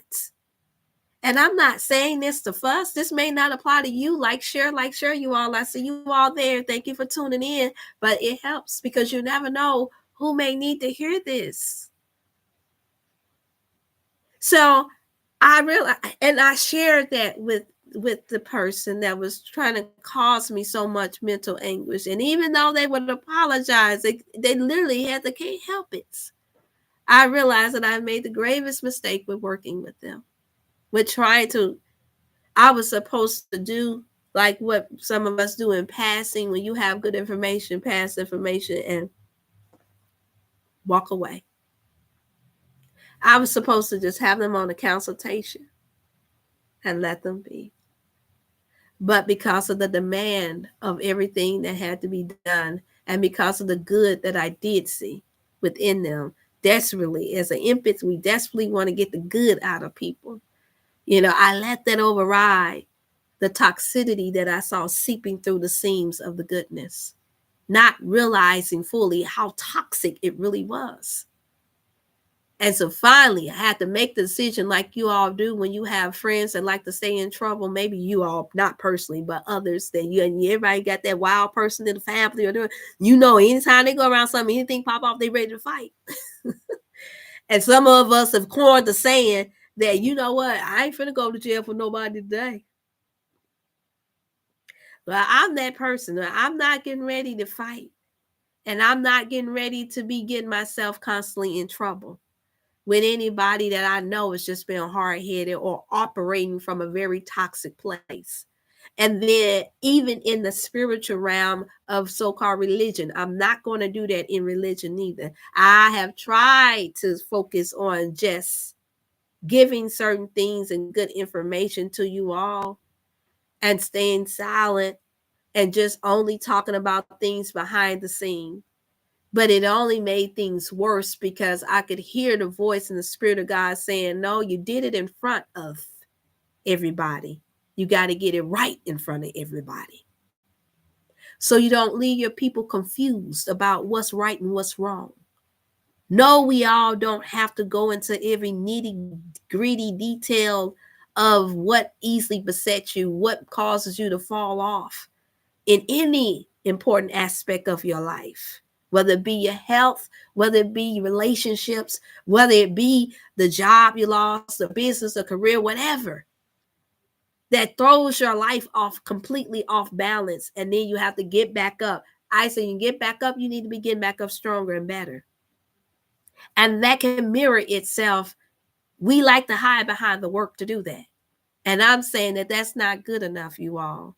Yes, some of us have. Most of us, is probably safe to say, especially as melanated people, we are very beautiful and gifted people. Yes, we are.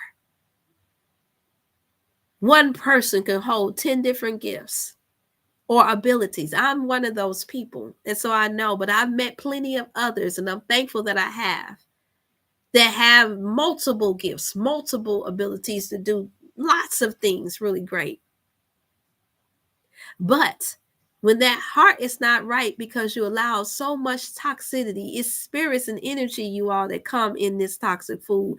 The Satan's children is over. They have their hands of witchcraft orchestrated over how to design things that look like. Remember, ladies, sisters, kind of talk to the sisters for a minute. Because the brothers, it's easy to tell the brothers when the women are wilding out and they want to act like, they just want to be loose and do their own thing. It's easy for the brothers to tell. But I speak to the women because it's not easy for us to tell when it comes down to men. Because they can still have on their suits. They can still be operating in their field. And it's hard for us to tell. And they know, as the minister had preached, you get the counterfeit before you can see the real thing. They know how to put on a good front. An excellent one. And my God, if they're gifted, it's a wrap. You don't know until you in deep that you just slept with the enemy. You just joined together with another being that really needed some real, I want to go as far as to say, some exorcism done. And it's been the most baffling thing to me that coming up in the church, because they don't teach you about these things. They teach you that if you believe in the word of God, yeah, I'm gonna throw it out there, y'all might get upset. Some of my brothers and sisters, y'all gonna see it. But if you for maturity and growing up and you for the truth, then this should not bother you. You should just take it and use it as something to watch out for, because I've experienced these things. And I'm only sharing it in hopes that it helps someone else, help my daughters, help other people not to fall into these traps of thinking that just because you're eating to live, that there's not other demonic forces and other things that we have to work on. And I say that in mind of a young sister that I've been coaching and working with for a long time now. Well, for quite a little some time now. And she's young, and she's beautiful, she's vivacious, she's smart. And she said she just confused by how we only focusing on fornication and adultery, and we're focusing on the eating, this and that, but then we leave out lying. We leave out all of these other rows of ungodly things that people do. And then she just summed it up as what we've all done heard for any of us that have been that may be tuning in, that know about so-called righteousness and being what we call saved, whatever we save from. And or delivered. I'm supposed to be, better than other people. She said, it's all sin unto God. It's all. Well, I'm here to tell you that I believe that the last few years of my life has been set in motion for me to make sure that I never think that some carry a little bit more weight than others, because we as a people are very unforgiving people. And we are ones that do want to see us perfected as a people, especially if you put yourself in a position where you're a teacher or you're supposed to be a leader or an example of any sort. We got a standard. But so does that Bible. So does these teachings. When there are just certain qualifications. Me as an elder sister could not do the same thing my baby sister did. I can't whine all day long. At least my mama didn't let me do that. The first thing I got was be strong. You got this. I know you can do this. So I'm automatically raised to know that I got to be strong, and I got this, and I got to do this. Like a lot of you all may have been raised, even if you're not the eldest child. So that's just the order of things. So you don't get a chance to undo that in order to suit yourself, no more than you can sit back and eat pork all day long every day and not expect to get sick. See, I don't believe in us taking credit just because we had to learn the hard way. And my God, we've learned the hard way. I've learned, let me speak for myself. I've learned the hard way that this is nothing to play with, that it can cost you not just your life, but if it don't even cost you your life right then, it can cost you your family. It can cost you everything that you worked hard for. It can cost you your business. It can cost you friendship. It can cost you a whole lot of things that you don't necessarily have to lose if you just be truthful and honest. And if you lose something by being truthful and honest, then that means it wasn't meant for you in the first get. Because I do believe in that the truth shall set the mind free. It will set the captive free, meaning free to make good decision and the best choices based off of what is being stated to you or what is going on with you that's actually educates you and give you that knowledge, which is power once it is applied. See, having a lot of knowledge, see what I've come across too much in my life. I don't know about you all. Maybe you all have experienced it. And we're still on This is Wellness Wednesday. Remember, I teach from the mind, body, and the whole soul, not just fruits. I gave y'all section on fasting. I'm into the ground now of how this affects us spiritually and mentally, and how this turns into anxiety and depression, how this has a ripple effect on your entire life if you don't get this under control. That's the most control that we should be doing. Not you trying to control your mate. Not you trying to think that you're better than somebody else. Not you trying to talk about other people in the same positions. Trying to make them seem like you're better than them. And not us thinking that we are so God-fearing or we're so great that we get the right to try to say who's best and who's not. Not unless you lived with them. We don't know unless you've been behind closed doors with them on a regular basis. And even then, We have to have a discerning spirit. I mean, you have to have an eyesight, a clear mind enough, a clear spirit enough to be able to tell whether or not whatever's coming out of their mouth is true. And that's a very challenging thing, because what I learned about with us being unhealthy as a people and then being raised in toxic environments, and then, my God, if you had a hard life and then you try to magnify it into it being something good, knowing doggone well that it caused you to have mental dysfunctional problems, knowing doggone well that it made you hate people that you should not even be hating. You don't even know them. They have nothing to do with your life. To the point to where now you can only lift up people in your life that you think that is where you want to be. People that's famous. Or somebody that's just giving you something. You know, I just had this discussion with an auntie of mine. And I said, I said, I'm so thankful that I had parents that raised me to understand that if I walked into a corporate building, that the janitor gets the same respect that the CEO gets. Did you hear me? If I could speak to the CEO and I find out that it is, or the person in the suit with the briefcase, and I could speak the same in the same smile to the janitor that's sweeping the floor. Because after all, the CEO ain't got no real nice establishment without the janitors cleaning up behind them. Meaning that there's no position that's too low or too high. Well, I had to fight through all of that. And even though I've always been offered the higher positions, or what we call the high positions in life, I've always found myself still working in the nitty gritty of things. And I encourage you all on this Wellness Wednesday to do that too. Not just focus on the eat to live and how to fast and how to break fast. You break fast, by the way, with your fruits. It's the best way to break your fast. And with a light meal. But the way you break negative demonic forces in the mind, evil ways of thinking, or high-mindedness, is by actually doing the smaller things, the things that you think to be not beyond you. Sweep a flow. I've never been challenged in a position in the last 2 years of my life like I ever have been before, to be treated like a slave. Like I have now, and outside of being a young girl, having to come up and my mother teaching me how to clean and how to do this and that and the other. And not even realize even that wasn't in a harsh way, but it was just something that was expected, because mama working, mama doing different things here. And I have to make sure that I'm helping. I'm doing my part.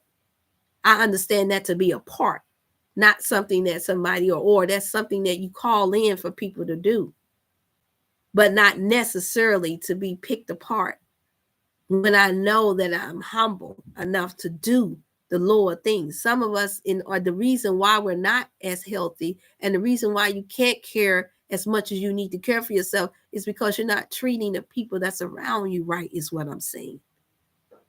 You're not treating your mate right. You're not treating your children right.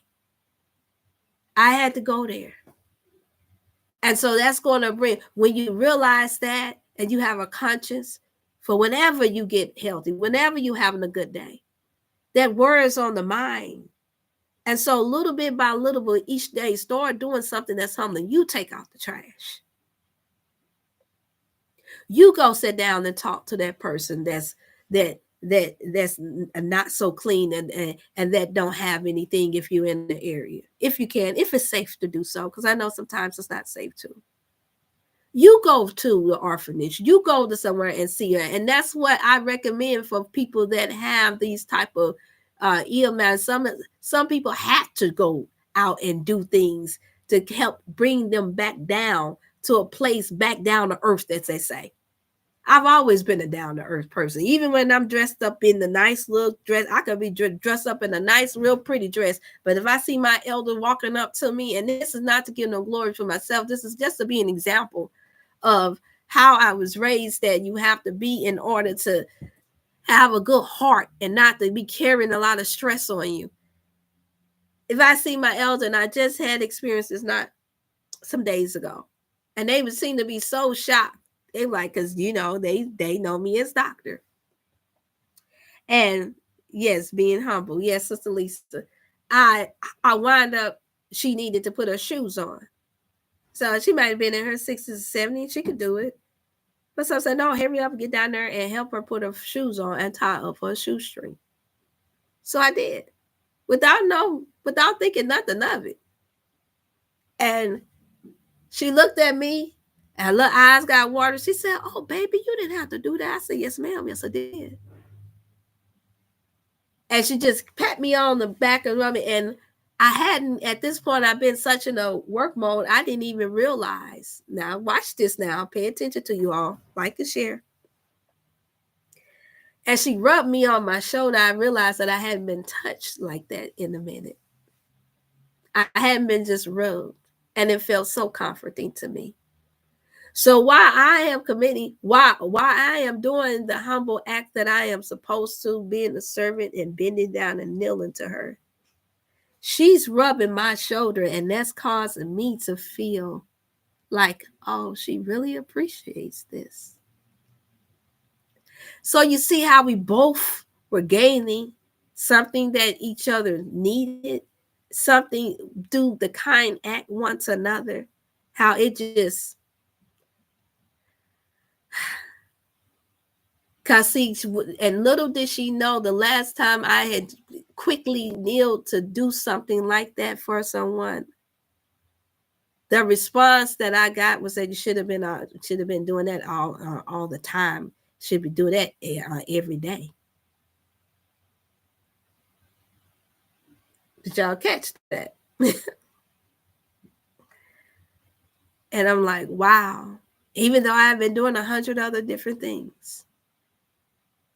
So I could have easily kept, I'm saying that to say that I could have easily took an attitude that I'll never kneel to another person again because of what one person did. I could have took the attitude that I'm not going to kneel, do nothing with anybody else's feet ever again. Because of that type of ungratefulness.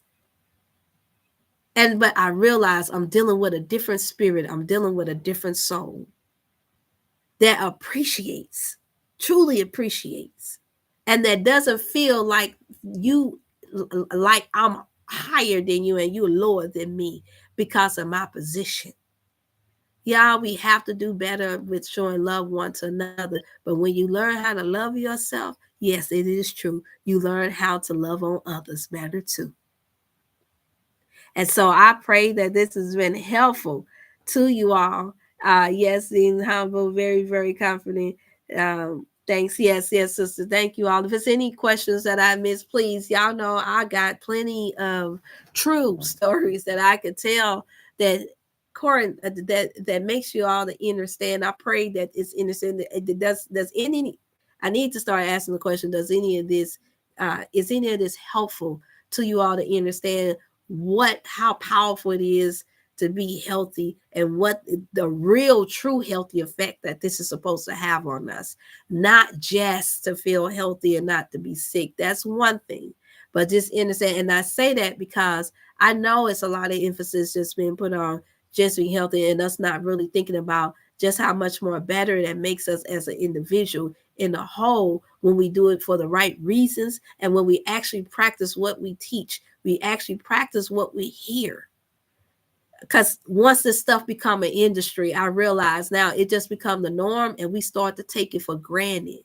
We just take it for show. Or we try to compare who's saying the same thing on other channels. And it's not going to always be the same, you all, because we all have different knowledge. We all have different, as they say, different strokes for different folks. But it's actually a different learning for different people. And for me, I've just had to learn it, not just from the medical side, not just from the educational side, but I have to learn it from my own personal. And I feel like that is more helpful to you all outside of just seeing a 300-pound person here 1 minute and then another person or that same person a few years later being 100 pounds. That's not all of us. I'm more inclined in the 20, almost 30 years of counseling and coaching and mentoring that I've done. I'm more inclined to believe that it's more of a mental, spiritual issue than it is just eating, because we eat for comfort. Anytime we overdo anything, anytime you're trying to suppress yourself to feel better, it's because it's something that's going on that's ailing you within your life. And it's usually centered around some form of abuse, some form of horrible relationships, some form of not feeling appreciated, some form of something that is not healthy for you mentally, that causes you to want to eat more junk food, causes you to go for chemical based things that is toxic for your overall health. That even if I'm sick, then that means I could draw somebody. People, I noticed people came to me to help me when I got sick. And so even that becomes addictive. I know, because it has been shared with me. And I can tell it even when some of our people are not saying so. But some people actually allow themselves, you all, to get sick. And I pray for you, if this is any of you all that's tuning in now and later, that is not your case. But if it is, I'm here to tell you that you don't have to do that. We celebrate more when you get healthy.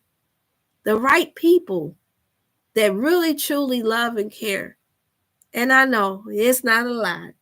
It does seem like we bought into a lot of storytelling, a whole lot of other fabricated things that seem to be more woo woo woo woo.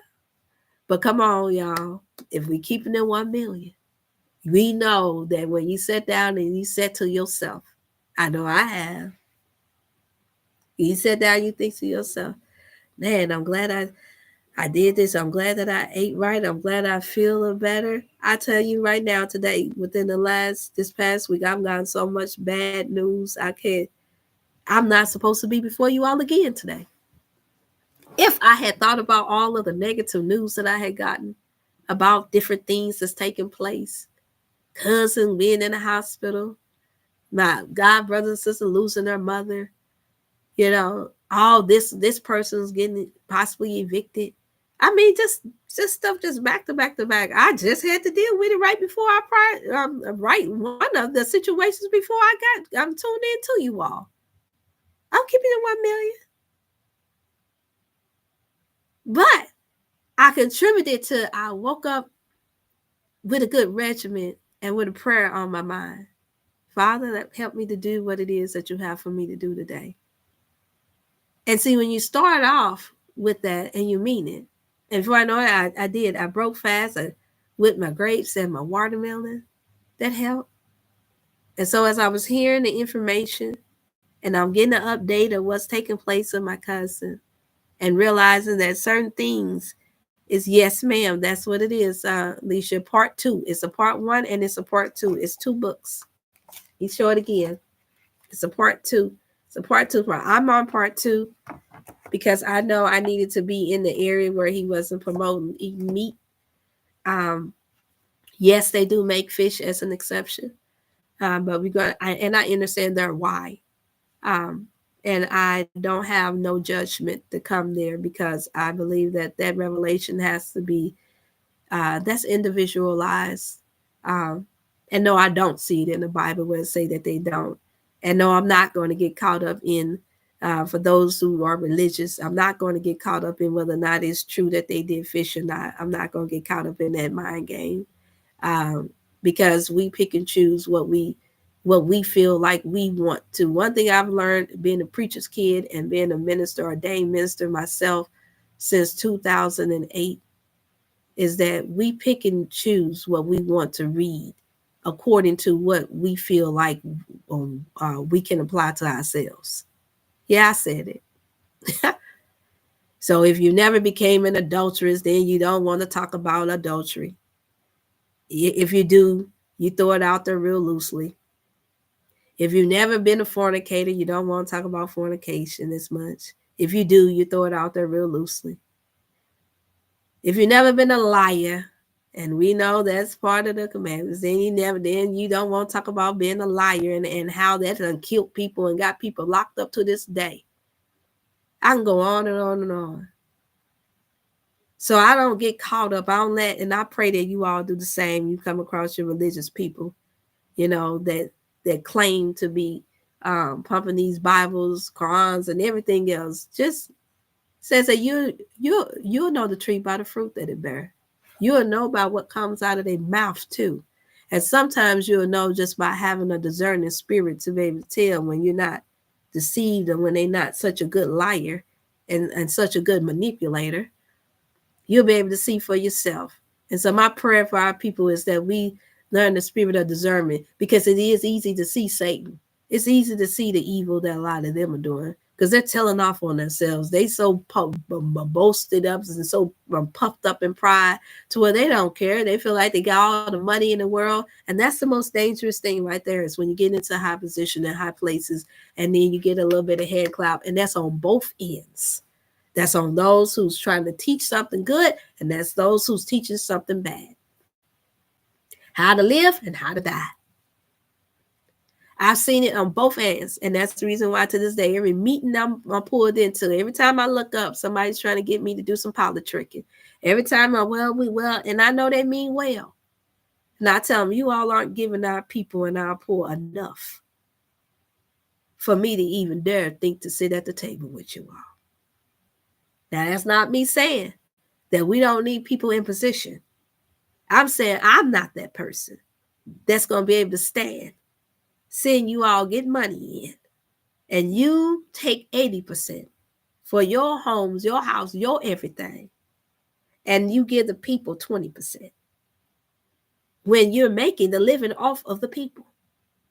There is no company without the people helping you to build the company.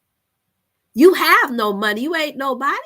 We ain't nothing. You ain't nothing without somebody helping you. So there's no place for us to be so boastful, whether you call yourself righteous or unrighteous. There's no place, because nobody has made it in this world without plenty of help, whether they want to recognize that or not.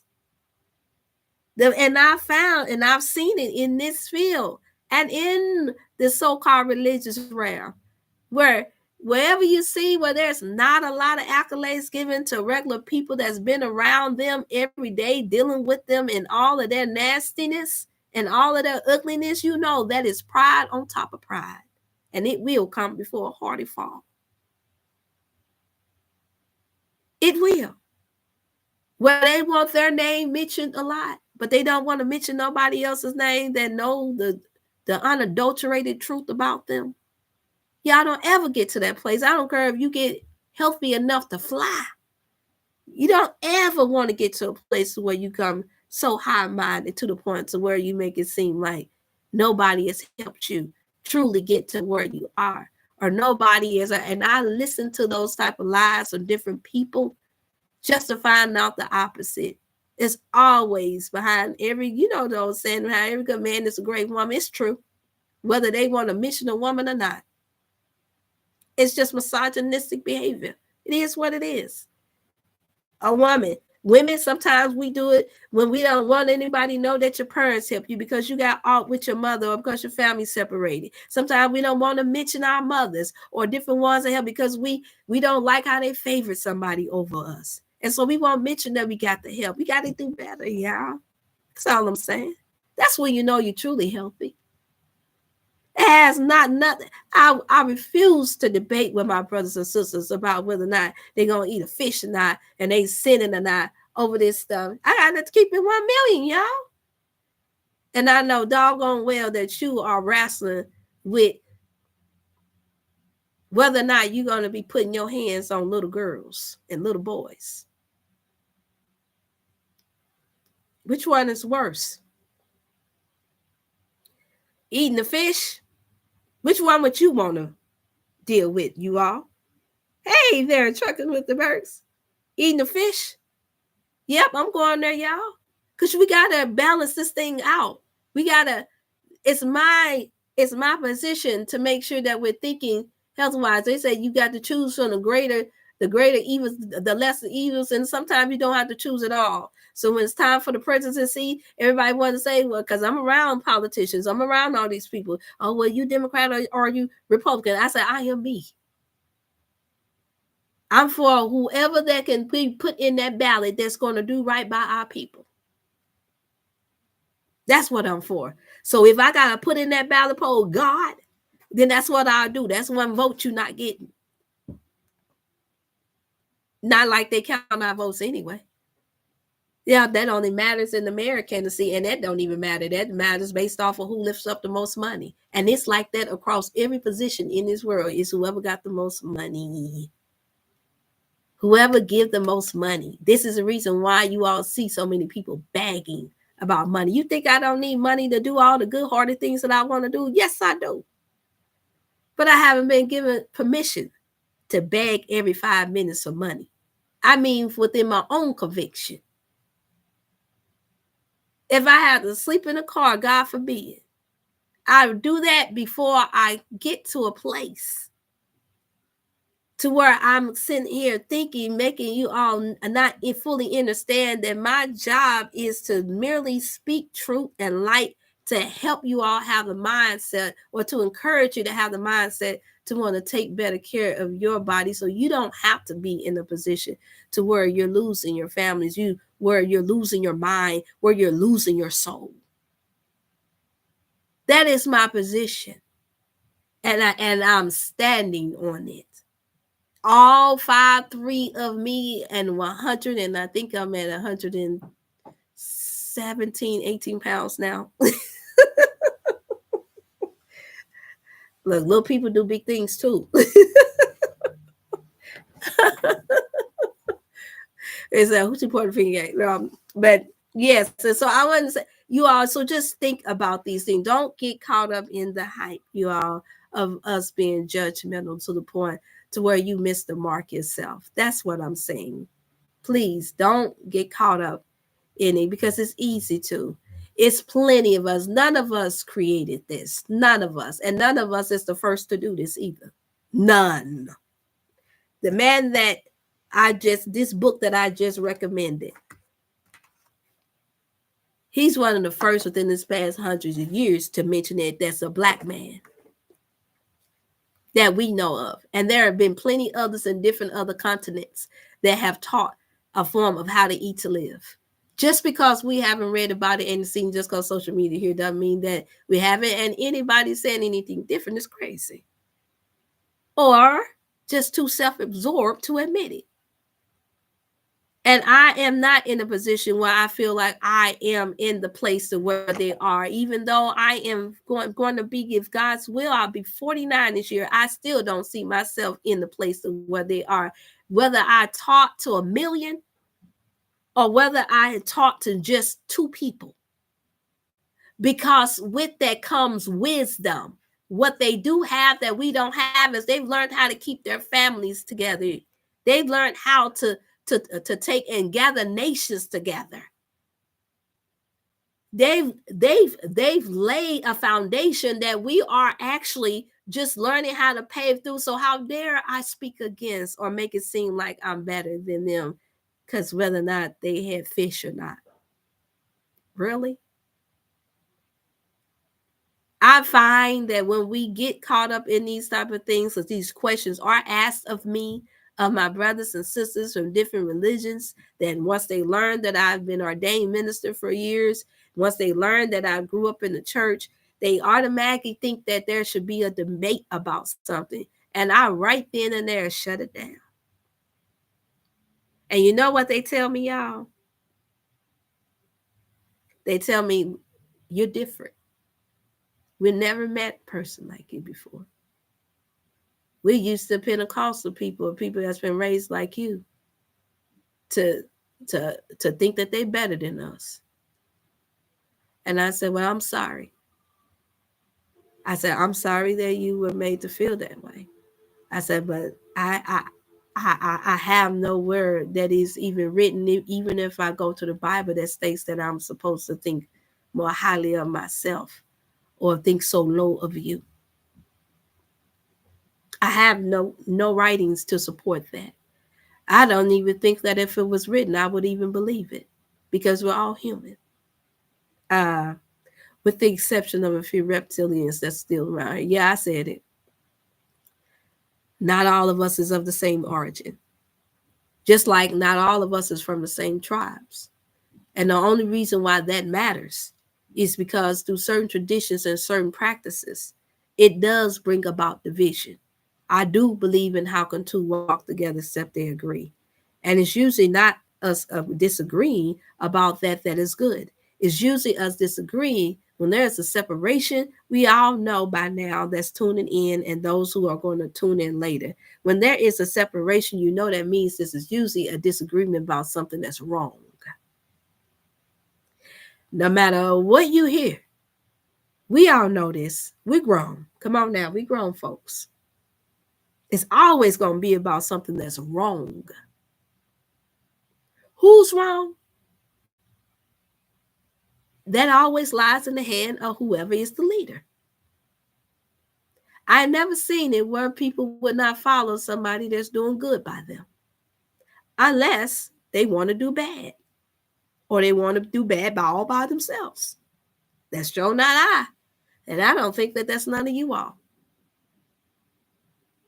But there are some of us that believe that once we start to eat to live, that we think that that gives us the right to be smug, or that gives us the right to judge. No, it only gives us the right to teach, to share, and that's only with those who wants the information. Some people don't want to be helped. Some people are enjoying eating themselves to death. Some people, that's their thing. They don't mind going in and out the hospital. They like that kind of attention. It took me a minute to accept that too, but it's true, y'all. That's just how much the chemicals and the toxins and the demonic forces have taken over their minds. To where even if they got released, they got healed and got better, they go right back to it because that's all that they know. Because I got more attention. It's more lonely here. People asking me, how do I do it? They don't want that kind of positive attention. The negative came with more pity. The negative came and see the cases where women come on the line, on the online, and lie like somebody had cancer, and the cases that they done bust open because so many people poured in, they all that attention, and then they filled up the chat with all of them different donations and GoFundMe. That was the last straw for me, even right there. Even when my daughter passed, that was the last straw for me. I refuse. Can I take it there, y'all? I need permission. I refuse to use what is a misfortunate situation, what is a hurtful thing, knowingly use this as a means to take advantage of people. Refuse to. I went through hell during that time. To this day, I'm still asked, did I take a vacation? And the answer is absolutely not.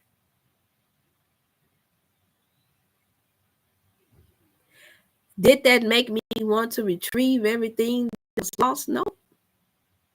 I had a thought a couple of times. But I could hear a voice saying, take it as a learning lesson. Even if you didn't do it yourself. Don't you ever partner with anyone that will use your misfortune as a means to deceive the people. Don't you ever. When you find out, you supposed to be out right then and there. No matter who they are or who you think they are to you. Because some of that blood becomes that you still have to suffer the consequences for that. And so I say that to you all because you never know when your day comes. You never know when your test and your trial is going to come. And it may make you fall off of your health regimen. I can assure you that. For me, mine was I didn't want to eat. Nothing tastes right to me at that time. Nothing. Not even, I didn't have a desire to even want to cook unless it was for my mate at the time. Or if it was if I had to for the children. But for myself, no. And that was part of the pressure, part of the stress. So I actually lost weight during that time. But boy, when I started to really, truly realize what has all taken place and how all God was doing was answering my prayers, I told him to reveal to me everything that I need to be revealed. And boy, when he did, he did. And some of it I wish I never found out. Some of you all have lived this life. And I like to say, but let me pause to make us right. We are your healers, near and distant. Support you and coming on was your mission with us all today.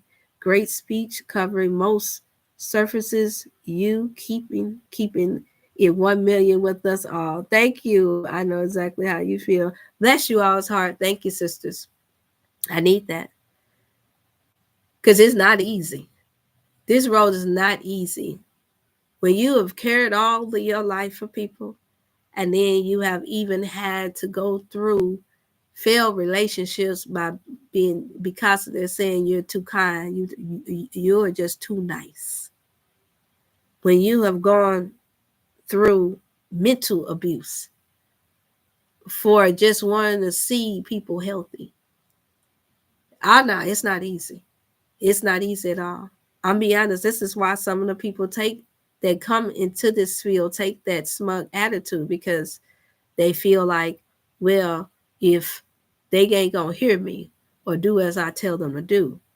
See, the God complex kicks in real quick. The self-righteousness kicks in real quick. Then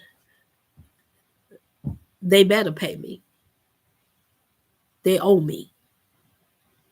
Well, my take is that even though I've spoken to most of you all that have tuned in, it's not my place to act like I invented this. You could choose to listen to whoever you want to. You don't owe me a dime. You don't owe me nothing but love. However way you can give it.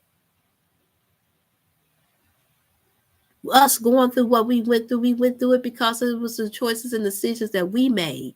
It was because of the way we was raised, just like you all. If I want to, we can make a decision to find another career or something else to do if we want to. Don't believe that we can't. It's a lie if you do. We can make a decision, but it's not my position to ever come before you all and say that I'm ministering or doing any form of missionary work or any form of anything and make you feel like you are obligated to do something extra for me. If you do it from the kindness of your heart. But when it's coming from the heart, that's it. You ask one time, you let it go. You may ask in between, depending on how long you're before it, but you let it go. Because it's only when people give from the heart is when it matters the most anyway. It's only. I know this may sound weak and corny to some people.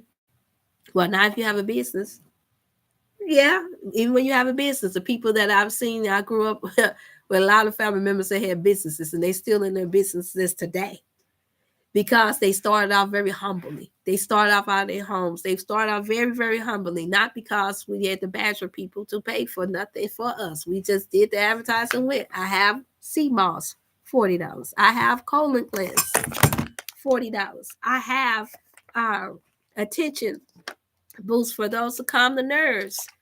That's now that is 45 for that now too.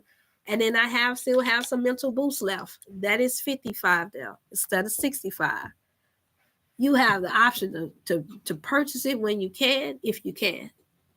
But I refuse to make this a stress, another stress of wondering who's going to invest, like Sister Jamaica has. Who's going to do this? But I know that she's been through she fully understands.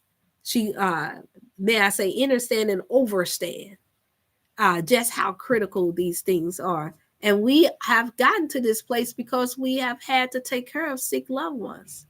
But that's not your fault. So how dare I put that on you? You didn't give me cramps as a young girl.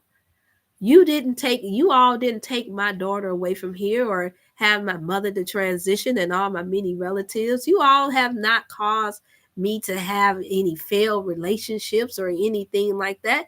I fully enter and overstand that. So you don't owe me nothing. What I owe you is that to show you that even when all of these things fall apart, that you can still have strength enough and the mindset, a healthy mindset to move forward in good spirits, in the right spirit, without trying to bring other causing me taking all of these other toxic things off into other places and other beings and making them think or making you think that I'm oh so righteous. No, the only thing that's as righteous is when I come before you all to do the work that I'm supposed to do, and then when I'm practicing what I teach. But once this segment is over with, nothing else. Trying to get this to a place to where I'm trying to make it seem like I am the great I am in any shape, form, or fashion, or to try to speak humbly, knowing that I'm not behind closed doors. Now I ain't gonna lie, y'all. I feel pretty confident when I'm doing my in my martial arts class. I am. Look, I'm pretty confident when I'm still getting it, and I still have to remember that they said practice. So a lot of times they hitting a little move on me. I say, well, I'm looking up and like, boy, from East Boogie, you got to give me a little bit more than that. They were like, but you're so little. I'm like, yeah, I know, but little piece of leather. It's my grandma. It's my great grandmother. My D used to say, little piece of leather, finally put it together. So I'm working on a humility of somebody striking me, and then and now you done taught me how to kick. You know, whether or not I'm supposed to kick light or whether or not I'm supposed to kick harder. Okay, I will stop at that, you all. I know it's the time. It's a time. I started at 4. This is a good time. Okay, and now it's also 6:30. You all, I really do appreciate you all for tuning in. Please like and share and subscribe. I know, there you go. Oh yeah, that's why you got Ninja Kid out. Somebody love the Ninja Kid. I just remember I've been forgetting to mention the Ninja Kid. Us Jamaica got the grandson, Ninja Kid. Tell them prayers for you all. Is for you too. It's for you all. Is for you too all to be healthy and well from your mind, body, and your whole soul. Always, there's no question that you all. I will be opening up when I do my segments to questions outside of food as well, concerning relationships, concerning parenting, all of those things, because these are things that I am well versed in.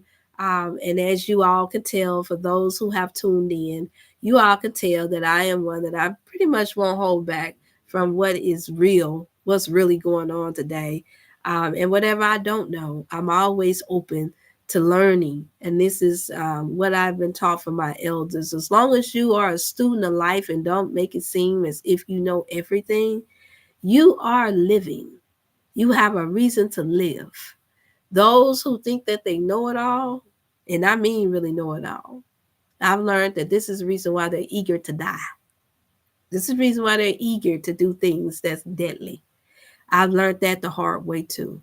And so God has shown me that I do believe that the good sense that God has given me, and that some of you almost definitely may have as well, is to know that in order to leave your best legacy, the goal should be to live a good, long, healthier life as much as possible. That you shouldn't have a desire to plant seed out here and do um, um, uh, Russian roulette with your life. You shouldn't. That says that you do not care about anybody but self. That's what that says. No matter how much we try to pretty it up, holy it up, no, that shows that wherever you know your enemy is, you don't go walking into the enemy's house. Come on now. And you know you ill equipped. You know you just as a sinner as they are. You don't do that. That's some common sense, you all. If we're refusing to go to the doctor now because we know that they're going to only present to you drugs, and you say, okay, instead I want to go to a natural healer, then that's the reason why you go to a natural healer. You don't go on the enemy's camp expecting for him to give you a natural healing. Common sense.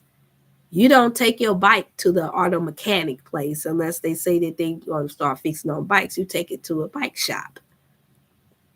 Make sense? I see that what we're doing is when we go into these hospitals, and I'm gonna leave off with this. You all be very mindful. I know that this is springtime. Allergies is flaring up. Mucus, sinus issues is flaring up. Colloidal silver helps with that tremendously. And my elderberry, I still have elderberry in stock for $30. That helps tremendously with clearing up mucus and build up within the system as well. If you don't have that, for those who don't have too much acidity in the body or too much high levels of where it causes breakout, your lemon, your citric fruits are the best for that as well than breaking down mucus, and so are your seeded grapes. That's what I'm going to recommend. Your greens also help, but you got to be careful with how much greens you get into the system. Only 1 cup particular greens that you should have within the system per day when you want to go that route, because it does help to cleanse and carry and sweep through mucus in the body as well. I do not recommend any greens that you cannot chew up and digest properly. They should be cooked or blended up well, as much as possible is what I recommend when we're cleansing. But I'm saying this to say that because there is a rise in still those who are now experiencing going into the hospitals for pneumonia and flu. And now you don't hear as much of a CREVE talk about COVID, go figure, or even this new virus that's coming. Which yeah, they're going to try it again. You know, that's their that's their business. They're going to try it again. So I'm not saying that they're not going to try it, but meanwhile, you all work on that. Don't be so quick to run to the hospital just because you feel like you're getting stuffy and feel. Break that stuff down in your system, because once you get in the hospital, for as you know, you leave yourself as open prey for them to experiment on you and for them to sedate you. And you don't want to be underneath heavy sedation, because there's nothing that you can stop them from doing to you at that point that may not be good, and more likely may not be good for your body, that will not have you hooked on drugs. Okay, so that's what I want to leave off with you all concerning how to eat to live and how to better take care of your body. And we all know how to break the fast is with fruits and light foods like salad. And then I recommend maybe after the third or fifth day, for those of you all that are not struggling with obesity or with any type of long chronic diseases like asthma and heart failure, for you all to possibly go 7 days with fruits and for your vegetations. And for those you all that's doing fruit fasting, that's fine too. If that's what's working for you and you're not losing too much waste and then you're feeling rejuvenated, you're not causing any esophagus issues for yourself, then that's great. Continue on. But for those of us that cannot, and I mean for those of you, because I can, but for those of you all that cannot, then don't beat yourself up. By all means, you take in the healthiest foods that you can get from your farmer's market, or that you are from a homegrown garden, or that is sold, that is good for you and your family. And be blessed. Okay. And remember, my saying is, my thing for this year is be healthy more in 2024. Note that I love you all, and I pray you all have a blessed and beautiful day. Okay. Happy Wellness Wednesday. Mwah.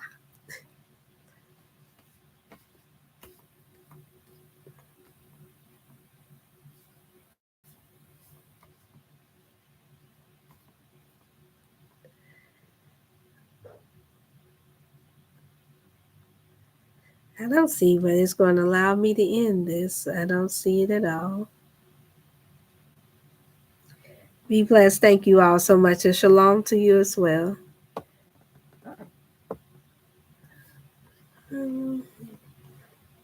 Y'all, they're not showing me on this thing where I can press in, and I'm seeing it. What did I do? I was wondering why Coming never got down to the bottom end of this. And I don't want to close it out without saving it. This stream is something else. Let me see.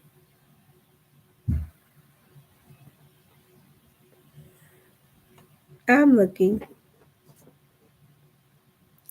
I have to go to my class after this, y'all. I have a 7 o'clock class to go to.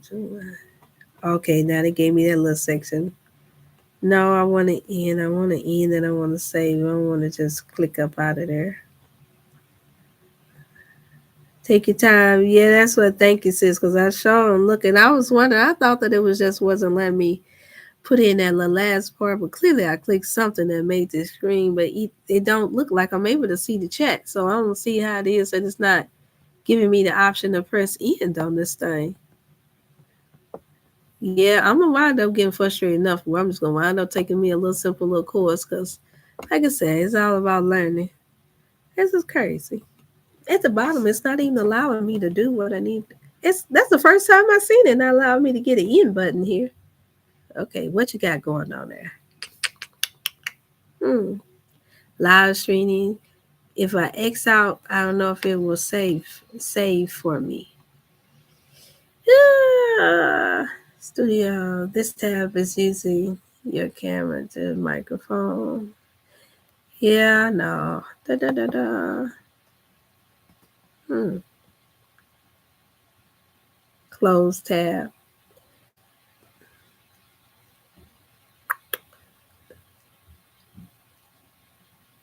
Nah, I want the microphone. That's crazy. I don't know why it won't let me. Thanks. Da da da da. I bet you it's something simple that I'm just overlooking. I bet you it is. Hmm.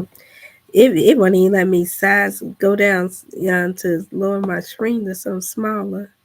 Okay. Even then, still won't let me give the end, even though I just made it smaller. Okay, big, little. That's odd. Yeah, y'all forgive me. I had to talk my way through this because I look. Hmm, hmm, interesting. Very interesting. YouTube. Leave site and changes you may not be saying. I guess we should see. The last time when I tried to do this, I guess I had to take a chance to see if it would be saved, y'all. If not, then God knows. Can't fret.